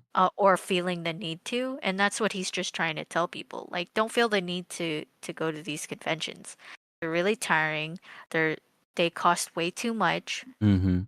and sometimes you don't even make your money. So it's just Yeah. like Yeah. you can definitely get the same amount of attention you would by going to a convention by just doing it online from the comfort of your home or for the Mhm. comfort from anywhere or even at the comfort of a convention. You're you're not doing it at a table. You're Yeah. just attending the convention. Mhm. You just didn't happen to pay all that money, right? Right, right. To do the rest of this stuff at the convention. Um, yeah, there's value in both. Like you can definitely get, the value of meeting people in person, of getting to know people and getting your brand out there by talking to people in Mhm. person. Like I can definitely see that. But as someone who, doesn't really want to do that, Yeah. I find comfort that someone who's you know, gone As through that saying type like, of yeah, yeah, gone through do that the type of online rat thing. race by saying Mhm. like, you don't have to do this. Like, you don't have to go to a convention. You can just do it online, save your Mm-hmm. time, do it from the comfort of your home, you know? Yeah. Yeah. Yeah. Yeah. I did like that aspect of it where he's saying like, you know, you can that being the reach that you could have is just as available online. Um and I like that message because I mean that's essentially what we do right now. Um Mhm. I love going to conventions. I haven't been in a really long time and I would really like to go again. But I don't know. I'm trying to think if I had very many whenever I wasn't boothing, if I had very many interactions with other attendees there. And hmm, I don't know. I don't think I had very many interactions with other people unless Mm. unless I was like out there initiating them, I guess. Like whenever you would go to these conventions and cosplay, I mean, I'm pretty sure you got stopped plenty of times, yeah? Asking for Yeah. pictures? Mhm. Hmm. Yeah, that I guess that's why I'm thinking like, yeah, if you go and cosplay or something to that degree, you are gonna get people that are gonna interact with you a lot more, as Oh, yeah, opposed of to if you course. were just walking the floor. Yeah, if you're just a regular looking person, Mhm. they're Yeah, not no gonna one's talk to really you. gonna interact with you as Remember the much. target demographic is people who are kinda like me, who just Mhm. kinda wanna, enjoy the property and, like, the nice comfiness of their bed and Mhm. don't wanna talk Mhm. to people. Right. Um, it's just nicer to talk to someone who is showing what property they're loving right now very Mhm. loudly, you know, Yeah. because 'cause they're dressed like the character or something like that. Hmm. See, So, now I'm yeah, you're gonna get thinking a lot of attention if you yeah. dress up. Now I'm thinking like, yeah, you go dressed up, you get a lot more interactions, then you just network yourself. Yeah, I mean, it's possible. Mhm. Of course, it's, And no one should art. really like lose their mind if you're doing so cuz you're just doing like any other cosplayer would be doing. Although Yeah, of course. it's a lot harder for a male cosplayer for sure. I don't know. Do you find that male cosplayers get as much attention? Not unless you look really ripped or good Yeah. or your personality is coming off as, that type Mhm. of, like, golden retriever type of personality. Like, you have to come up, well, people can come up to you first for photos, but then you have to be like, Really you get know, into it. get Yeah. into the energy. Yeah, like, Mhm. you can't be quiet. Yeah. The only reason you could be quiet is if your cosplay is like a armor and it's really good. Oh, yeah. Yeah, that's true. Yep. That's like then you don't have to interact with very many people. I mean, if your goal is to interact with people, you have to, but Mhm. you can be more quiet because you're naturally hidden. You're in a Yeah, it's suit of true. armor. So you Ah, can just man. be if you're a shy personality, you can be like, Yeah. "Yeah, go check out my thing," but you're covered in a thing. So they're not going to think you're weird. They're Mhm. just going to think, "Oh, he's in a giant suit and he's tired." So it's okay if he doesn't have a lot of energy. Yeah. That sort of thing. Huh. That's a pretty Yeah. I don't know. I don't know. The more and more I think about this guerrilla marketing, the, the more and I more I mean, you think that can it's a do good it way. if other Yeah. cosplayers do it already. I don't see why not. Yeah. And like I said, the only reason why you'd get in trouble is if you were a dick. Right. Right. You're Of garnering course. too much attention that way, Mhm. or if someone who worked at the convention knows the rules and, is like, Just well, I being have a to dick stop about you it. because you can't do that. Yeah. Yeah. Oh Which man. I'm pretty sure they won't because they're they're free volunteers anyway, but Yeah, you never know. yeah, that's a good point. Huh. I don't know. That'd be a cool way to kind of like experience a convention. Like, cause I've never done cosplay myself, but I've always like toyed with the idea of doing it because Yeah. um well, I really respect cosplay. I really like it as an art form. I was just never skilled enough to do cosplay, I guess. I mean that's a whole skill in itself. Unless you buy the cosplay, but Mhm. even still, I mean, holy crap. It's always something I wanted to get into, and Mhm. maybe if I am able to get myself into good enough shape, who knows? I'm on a journey. We'll see. Or go down the traditional route, only because I really do miss conventions. It feels like it's been forever since I've been to one, and Comic Palooza just got through finishing, I think, last weekend, if I'm not Hmm. mistaken. So, yeah. Yeah, I miss it. I miss it. I want to be around nerds and nerdy things again. Um, let's see here. We have about 4 minutes before the hour. Is there any topic that you wanted to go over? Mm, no, not really. I think we covered the big ones. All right. So, just to end on some fun notes here. Um, let's see here. Oh, I recently ran across this article, and I think it's pretty much just a um I think it was pretty much just a rumor, or maybe something that is going around Hollywood right now, but they're saying that Brad Pitt is being eyed for a major role in the MCU.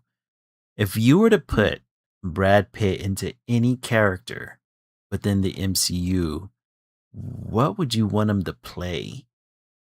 Well, I don't know a lot of characters, so I don't know Hmm. who. Uh, I don't Yeah. already know the characters that exist. Um, hmm. I mean, I know that the next phase after Secret Wars is going to be what the MCU is calling the Mutant Saga, right? So it's going to be a lot of X-Men stuff. Um and did you catch that the X-Men 97 season 2 trailer No. that came out? Yeah, it came out, dude. It came out a couple of days ago, and it looks fucking phenomenal. Mm. Did you watch that series at all whenever it first came out? The first season? No. No? Dude, you Mm-mm. gotta, well, I I mean, don't watch. I don't watch a lot of comic book properties. what about like true. I figured since it was animated you'd be a little bit more interested, cuz do you like the X-Men property at all? I liked them when I was a kid. Mhm. But you I haven't really liked watched them more. any. Did you watch the X-Men? Man, when was this? It would have been like the late 90s, I guess. Did you watch any of the X-Men cartoons growing up? Yeah, I did. Okay. Wait, Okay. which one did I watch? I don't know, actually. Because this I don't was, remember. well, I mean, you're all right. There was about 3 of them, to be fair. Like you had the ones that were in the 90s, and I think 2 of them came out during the early 2000s. Um I know the X-Men. X-Men theme song, so I must have watched I think everybody's heard that one theme of them. song once or Yeah, but twice. I know it because I would watch the show. Like Uh-huh. I vividly remember watching the opening Mhm. and then watching some of the show. But I don't remember which which X-Men it was. So Mark says he remembers the one when they were in high school. That one was X-Men Evolution, I believe. Yeah, that one came out in the early 2000s. And then you had Wolverine and the X-Men, which I think came out somewhere around 2010, maybe? The 2010s, somewhere around there. But the show that's coming out right now, the X-Men 97, that comes directly from, that's almost like a direct sequel to the 90s X-Men, where you get a lot Hmm. of the classic teams. And dude, season 1 was so good. Um season 2, I mean, season 2 was just as good as well, and season 3 is going to be coming out soon. That was the trailer that they recently released. But yeah, if you like the X-Men at all, man, like the animation that's coming out of Disney Animation for this is fucking phenomenal. Like I've they did a really good job at kind of like transferring a lot of the original designs from the original X-Men series, but now they're starting to implement a lot of the comic book stories that came out after the fact. And man, it looks like they're really tapping into the comic bookness of it all, and I fucking love it. Okay. So if they were to put Brad Pitt in anywhere in that universe, it would have to be like, I don't know, what the hell could he play? I mean, crap. Cause he's Brad Pitt. Brad Pitt. Cause he's He's kind of already, old now. yeah, he's already in his 50s now. I wonder, hmm, I wonder what they would, um, He's the new Wolverine. They finally damn it. retired. They They finally finally did it. retired Hugh Jackman. Well, how old is Hugh Jackman? Oh shit, he's about the same age. Hugh Yeah, so Jackman's they got to can't be somewhere retire in his Hugh 50s. Jackman. He's gonna do that until he's 90. That's what they said. That's what Deadpool said. Yeah, I wonder what they would get Brad Pitt for. Like maybe they're looking at him for Professor X. I don't know. Seriously? That'd be crazy. That or would be such a diversion from what he usually plays. or you know what would be really interesting? If they went down the villain route and they had him play like Mr. Sinister or something. I would love to see Brad Pitt Oh, as a okay. bad guy. You know Yeah. what I mean? Cuz you never, right, like almost He's the every good property, guy. yeah, he's always been the good guy. Like I would love to see him as like, oh dude, Hugh Jackman's 57. Jesus Christ. He's not It would gonna. be crazy. It would be Mhm. crazy to see him play Gambit. Everyone would lose Oh, their mind. dude, they would lose their mind out over 'Cause it's that. just like, "Are you serious? You got the perfect person to play Gambit, and then you go for Brad Pitt. Like, what the heck? Like, you did the test run, and you still picked the wrong person to play Right? Gambit." But yeah, I think it would be interesting if they found him a really good role. Like I would love to see him play a villain role. Like that would be really cool. Um Brad Pitt is 62. Jesus. He's older? Yes. That's crazy. That is nuts. That makes me feel old. Damn it. Why does that make you feel old? Well, because like I grew up essentially watching Brad Pitt since he was a baby, right? Like the first thing I ever saw Brad Pitt in was like what, Friends? Whenever he had a stint for a short time as one of the boyfriends. And then I remember like the first movie I ever saw Brad Pitt in was Interview with a Vampire. And that was like what, like the 90s? Somewhere Yeah, that around. was probably my first time seeing Brad Pitt. Yeah. Yeah, that was probably like the second time I had ever seen him. And then seeing that and like, as the years have gone on to now find out he's like 62. Jesus Christ. that's that's like all of the celebrities that I grew up with are now hella old. Like my favorite musician. Did you hear that A Perfect Circle just got through releasing a single? Do you know? First of all, do you know who A Perfect No. Circle is? Yeah. I'm about to Ah, say, come who on! You're the part of heck the is alt that? scene, and you don't know who A Perfect Circle is, bro. I'm gonna be honest, I don't know a lot of the alt, like music Oh, the music? Mm, other than like emo music. Like I yeah, just listen to a bunch of like emo music that I grew up listening to. Like I yeah, very yeah, rarely like sometimes I'll be like, "Oh, they just dropped a new album," and then listen to it a little bit and then I'll go back to their old stuff. yeah, Like, yeah. you know, but I I guess don't listen to like I was more in the like music culture as opposed to the well, I guess I was in the alt fashion culture for a little while, but it was mostly the yeah, music. the music for me, I think I wasn't able to get into because of the way I grew up. Yeah, Yeah. yeah. You don't know who they are either, Mark? Fuck me, man.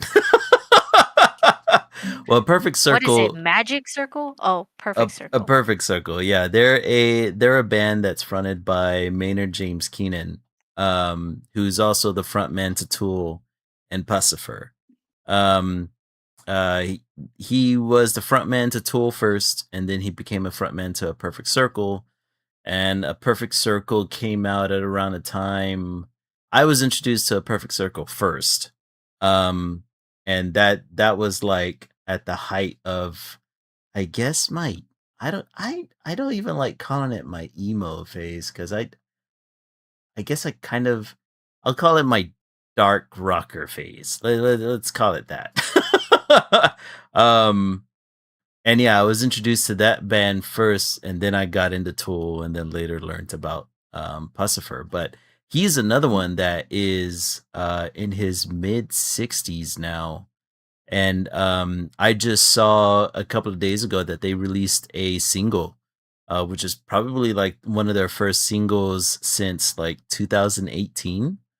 Um, and I thought that was badass. Like I started seeing all these posts of like whenever the world needed the most, a perfect circle came back to to spread That's the funny. to spread the emotional rock everywhere, the emo rock out there, because Yeah, because so we're I kind of looked in them up. hmm Yeah, I looked them up. Their genre is rock. yeah, I don't listen to a lot of just straight up rock. really, it's considered Hmm. rock. Yeah, They're I mean, it is definitely it's just rock. rock. Yeah, I mean, most alt music, I guess, is considered rock for the most part. It's Yeah, just there's different just genres of different, rock. Yeah. yeah, Yeah, you're different right. subgenres of it. Mhm. But it says here just rock. So I Yeah. don't I don't listen to just rock. It's time for me to introduce you to all the Man, I've all the listened to music it. in the scene. I just can't get into it. Like I don't know, like my type of okay, because this is one of those bands where there's not a lot of singing in it, right? For this one, no, A Perfect Circle does have a lot of it's very vocal heavy, I would say. Okay, what kind of vocals is that? Is it like A Perfect Circle, man, it grungy? no, I wouldn't call it grungy, although the way he sings is it's very melodic. He Okay. does have a lot of emotional screams in some of the songs. There are songs that are very quiet, and not what you would expect for a what is a quote unquote rock band. I would say that a lot of their music is very is very, man, I wish I had the musical vocabulary for this, but it's very they kind of paint like a macabre landscape is what I would is or sound a macabre soundscape, right? Where it's like Mm. they explore emotions, they explore, you know, um um like there's a lot of songs I would describe as being kind of like a melancholy kind of feel to some of their songs and the things that they explore. Yeah, it's very I but just to call them rock, to me is weird because it's like no, dude, Hmm. because they like whenever you think rock, you think of things like Van Halen and Led Zeppelin and AC/DC and all those kinds of bands, like, or you think of like Metallica, or you think of like your traditional rock, bands, but the Perfect Circle is way different. Even though they do have aspects of rock, obviously, right? Like this is very guitar heavy, very synth heavy, very vocal heavy in some songs, but definitely not uh I wouldn't call it traditional rock. Mm. Yeah, yeah. Mark says that according to Wikipedia, they call them alt rock, rock, alternative metal. Yeah, I say that's a little bit closer. Art rock is a good Yeah, way to explain. alternative metal sounds Hmm. like what you're trying to Yeah, describe. yeah, for sure, for sure. There's a lot more melody. Um, but yeah, yeah. It's they were at the they were a band that I was a fan of. Man, at a very young age, and it's interesting. Like how I was talking about how like a lot of people are up there in age that I was huge fans of whenever I was younger, and that's definitely one of them. Like there, a lot of them are in their mid 60s now, man. It's brutal. The march of time is endless Mhm. and ever present. Oh man. But I guess we'll just leave it there on a high note. We are a couple of minutes past the hour. So if you want to close this out. Did you want to go over our artwork first? Oh shit, yeah, you're right. Sorry. I had a brain fart moment. Yes, let's look at our artwork. um all right. So I got the anatomy down Mhm. for the character sheet, a turnaround of a pose, which turnarounds of poses are a lot harder than than I uh than I give them credit for. I mean, I don't see how the you know how I whenever we went out to the comic book store, I had bought that Marvel Rivals book, Mhm. and all the character sheets in it, man, they have all these turnarounds, and I thought they were super cool. And so now that I have the basic anatomy laid out in the pose, now I'm gonna start adding clothes. Hmm. You did it the hard way. Huh? You're doing it like that one person you showed me who does it from the veins or the skeletal What? structure. Remember they do the Yeah. drawing from the skeletal structure and then they do Yeah. the veins and the muscles and then they do the character? Yeah. Yeah, you're doing it hard mode. I So I how you don't do a know how to. turnaround. So the Uh-huh. easiest way to do a turnaround is to Yeah. start off with the first picture you drew, which is the Yeah. front, right? Uh-huh. Then you duplicate the front, you flip it, and then you erase the front parts, and then you just draw the back parts over the Uh, over the drawing you just did. well, So I was I'll be watching you damned. do it and you were Uh-huh. doing it on two separate things, but yeah, Yeah. that's the easiest way to do a perfect turnaround is Well, to just how do you do the feet duplicate. then, since the feet are pointed in a different direction? Well, you have to, yeah, you have to redo that. Oh, okay. You have to redo some parts, but Gotcha, you're just, gotcha. doing a little shortcut. You I already don't know, drew the dude. first part. That's always kind of been my issue though, right? Like I always overthink a drawing. Like okay, so I always envy the people that are like, okay, I'm gonna come in, I'm gonna draw like this super simplistic figure, and now I'm gonna add clothes. And it's weird. Like maybe I don't know whether or not it's the neurodivergence of it all. I don't know, but every time I'm trying to do something like that, I'm just like, I've gotta draw all the anatomy. And I think that always fucks me over as far as time goes, Yeah, you you know? can't, yeah, you can't do that. Ah, damn it. You gotta simplify it for yourself. Yeah. But it's so fun drawing And anatomy though. It really it is. is fun. Uh, Yeah, it is fun. But you didn't even put clothes on that person. not That's just a yet. naked person. Because clothes Like are a shit ton you harder. literally, you literally literally did every part of the muscle groups. Like that's crazy. I was actually looking at like a 3D model. Besides the 3D model that I created in Clip Studio Paint, I was looking at there's a website that I go to that has a 3D model that shows you like the anatomy and muscles, and I was drawing off of that. But here's the weird part, right? The weird part is I love doing that though.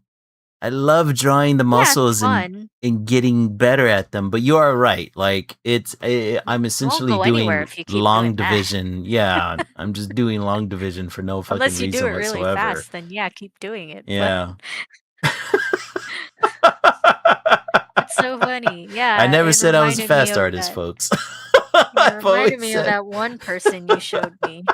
I So should have funny. started from from a single Yeah, cell and you went from there. you could have the way that you're going. I was like, is he trying to replicate that person? That's funny. Ah, damn it, you're You looked right. great though. I mean, good job. I've never drawn all the muscle groups of a human like twice Well, over. all I know is that once I start putting clothes on her, she's gonna look badass. Watch what see, and this is what annoys me because once I start putting clothes on her, I'm gonna absolutely hate it because I'm gonna be like, ah, fuck, like I did the Yeah, it's clothes is hanging it's right, not and yeah, it's not really oh something damn it. that you've gotten to practice with for for some time. But But hey, I'm you got going the to. structure down, I so got the structure. I got the neck gotta figure hang on down. something. So Exactly. good job, buddy. You did it. Well, it's looking good so far. Feels like you're mocking me. No, I know you're not. But still, yes, I'm doing a character sheet with extra steps, apparently. Good. As long as you're having fun, that's all that matters. And look at you with a whole ass figure and shit, clothes and Oh, all. well, I've I started with her already drawn out. I Mm-hmm. was just cleaning up the line work for coloring. Yeah. Um, and I just can't, I don't know. Obviously I used a reference for this pose. Mm-hmm. Um, it's just the feet that I can't. And the Oh, I reference, see what you like mean. this is such a cool pose, but sadly Yeah. the reference is of a child fencer. So, Oh. like, I had to before this, I had to fix the proportions and stuff like that because she's an adult, so And the feet placement, I can see how that would be a little bit hard because it yeah, look the back leg. There's a leg that's crossing behind it. I see yeah. what you mean. Ah, damn it. Yeah, Just you like, this chose is a a tough little one. harder. Yeah, Yeah. it's a little harder when she's wearing heels and Mm-hmm. she's a taller human and Yeah. You know what? If I could give a suggestion on the mhm, inside of her thigh, on the right leg, I think if you took the pants and if you pressed them against the leg, I think that would translate the dimensions a little bit better. You know what I mean? yeah. I Yeah, had like it like that earlier, but I think I yeah. was just really There you thinking go. about the what is it? The wrinkles. Yeah. Because she Yeah. has these floofy pants on, so Mhm. it's like Well, like okay, it's so kinda this is like going to sound there you go. super autistic, but the floofy pants, like what do you think that kind of material is? Is it thin or is it thick? See, I don't know, because 'cause they're floofy. So it's like, is there stuff in the pants that makes them floofy? Because they Usually if kinda they're do this, floofy, yeah. Yeah. Usually if they're and then their floofy legs like do that, this. it's usually a lighter material. Because lighter Yeah. materials, whenever you have a lot more at the bottom, it'll billow out, right?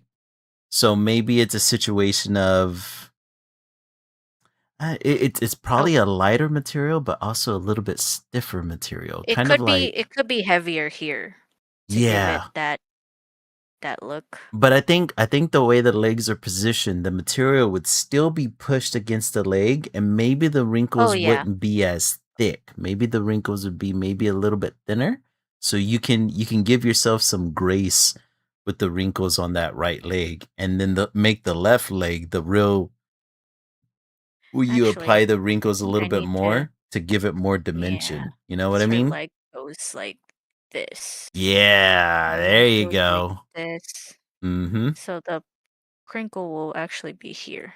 Yeah. Yeah, there you go. Cool. See, this is what we artists have to take into consideration every time we're doing.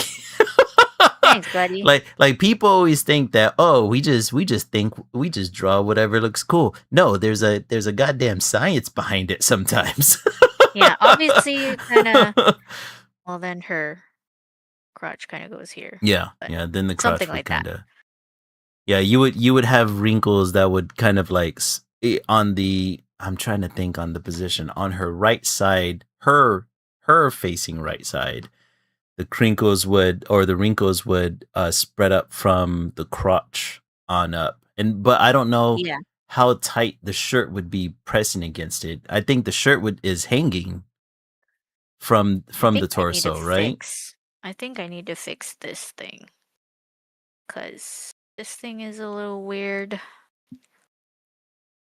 It doesn't so I'm reading this character is from a manga I'm reading right now, Mhm. and there isn't a lot of shots that show how this it kind of implies that this piece acts on its own. Oh, like it's hanging independently? That would Yeah, make but sense.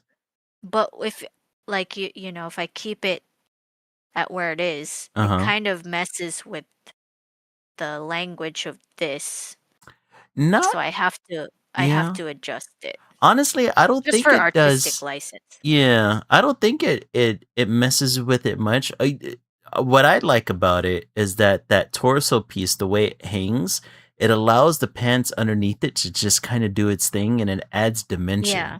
You know what I mean? So like Yeah. you can add the folds around the crotch and hip area without ever having to consider that torso piece, and then it makes it a little bit more, it gives it a little bit more depth because now you see the torso piece as being the front and it's not affecting the pants.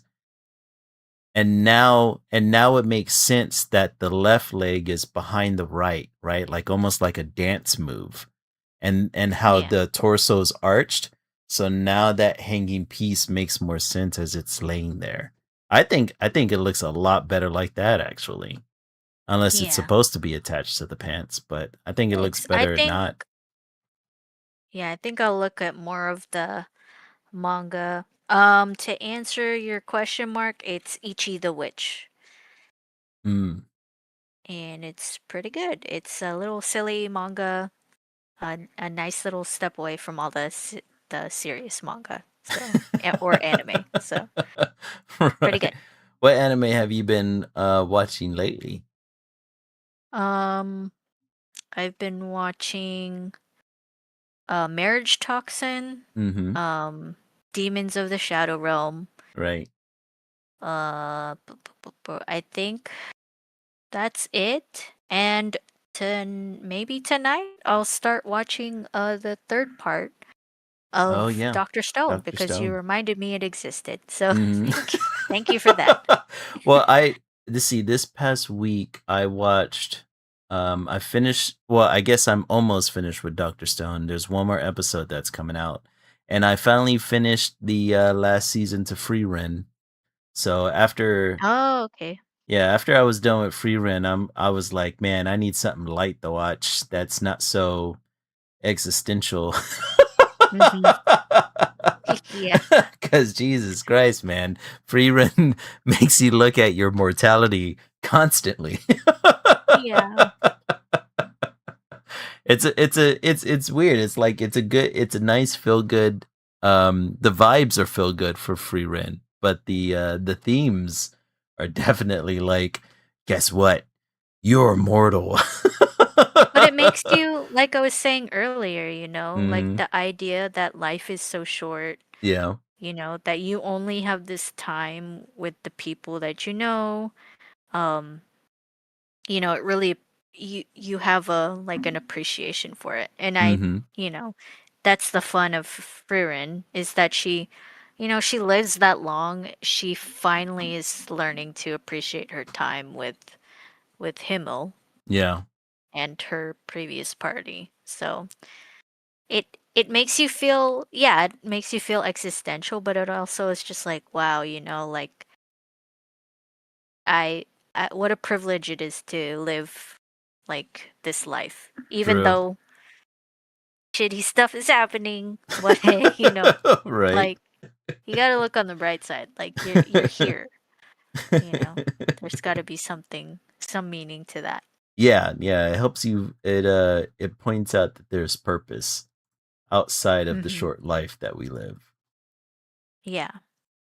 But anyways, that feels like a good place to end the stream. Thanks for joining us again today, you guys. You can find Eso at Eso Art Studio on Instagram, TikTok, and Threads, or any of the other social media places that he has. They're all down below. You can follow me at Lily Lilac Draws on Instagram, Threads, Tumblr, or TikTok. You can find our pieces there um, sometime this week. Are you posting yours this week or? I plan on posting the coloring for Left on Monday. Okay, Mhm. cool. Any pieces that we decide to post up, you can find them on our social medias. All links are down below. If you'd like to donate, our coffee page is also down below. Anything is appreciated. But thanks for unwinding together again with us this week about everything that inspires us or made us mad. All We'll right. see you next time. And remember, guys, stay creative. Peace. Bye bye.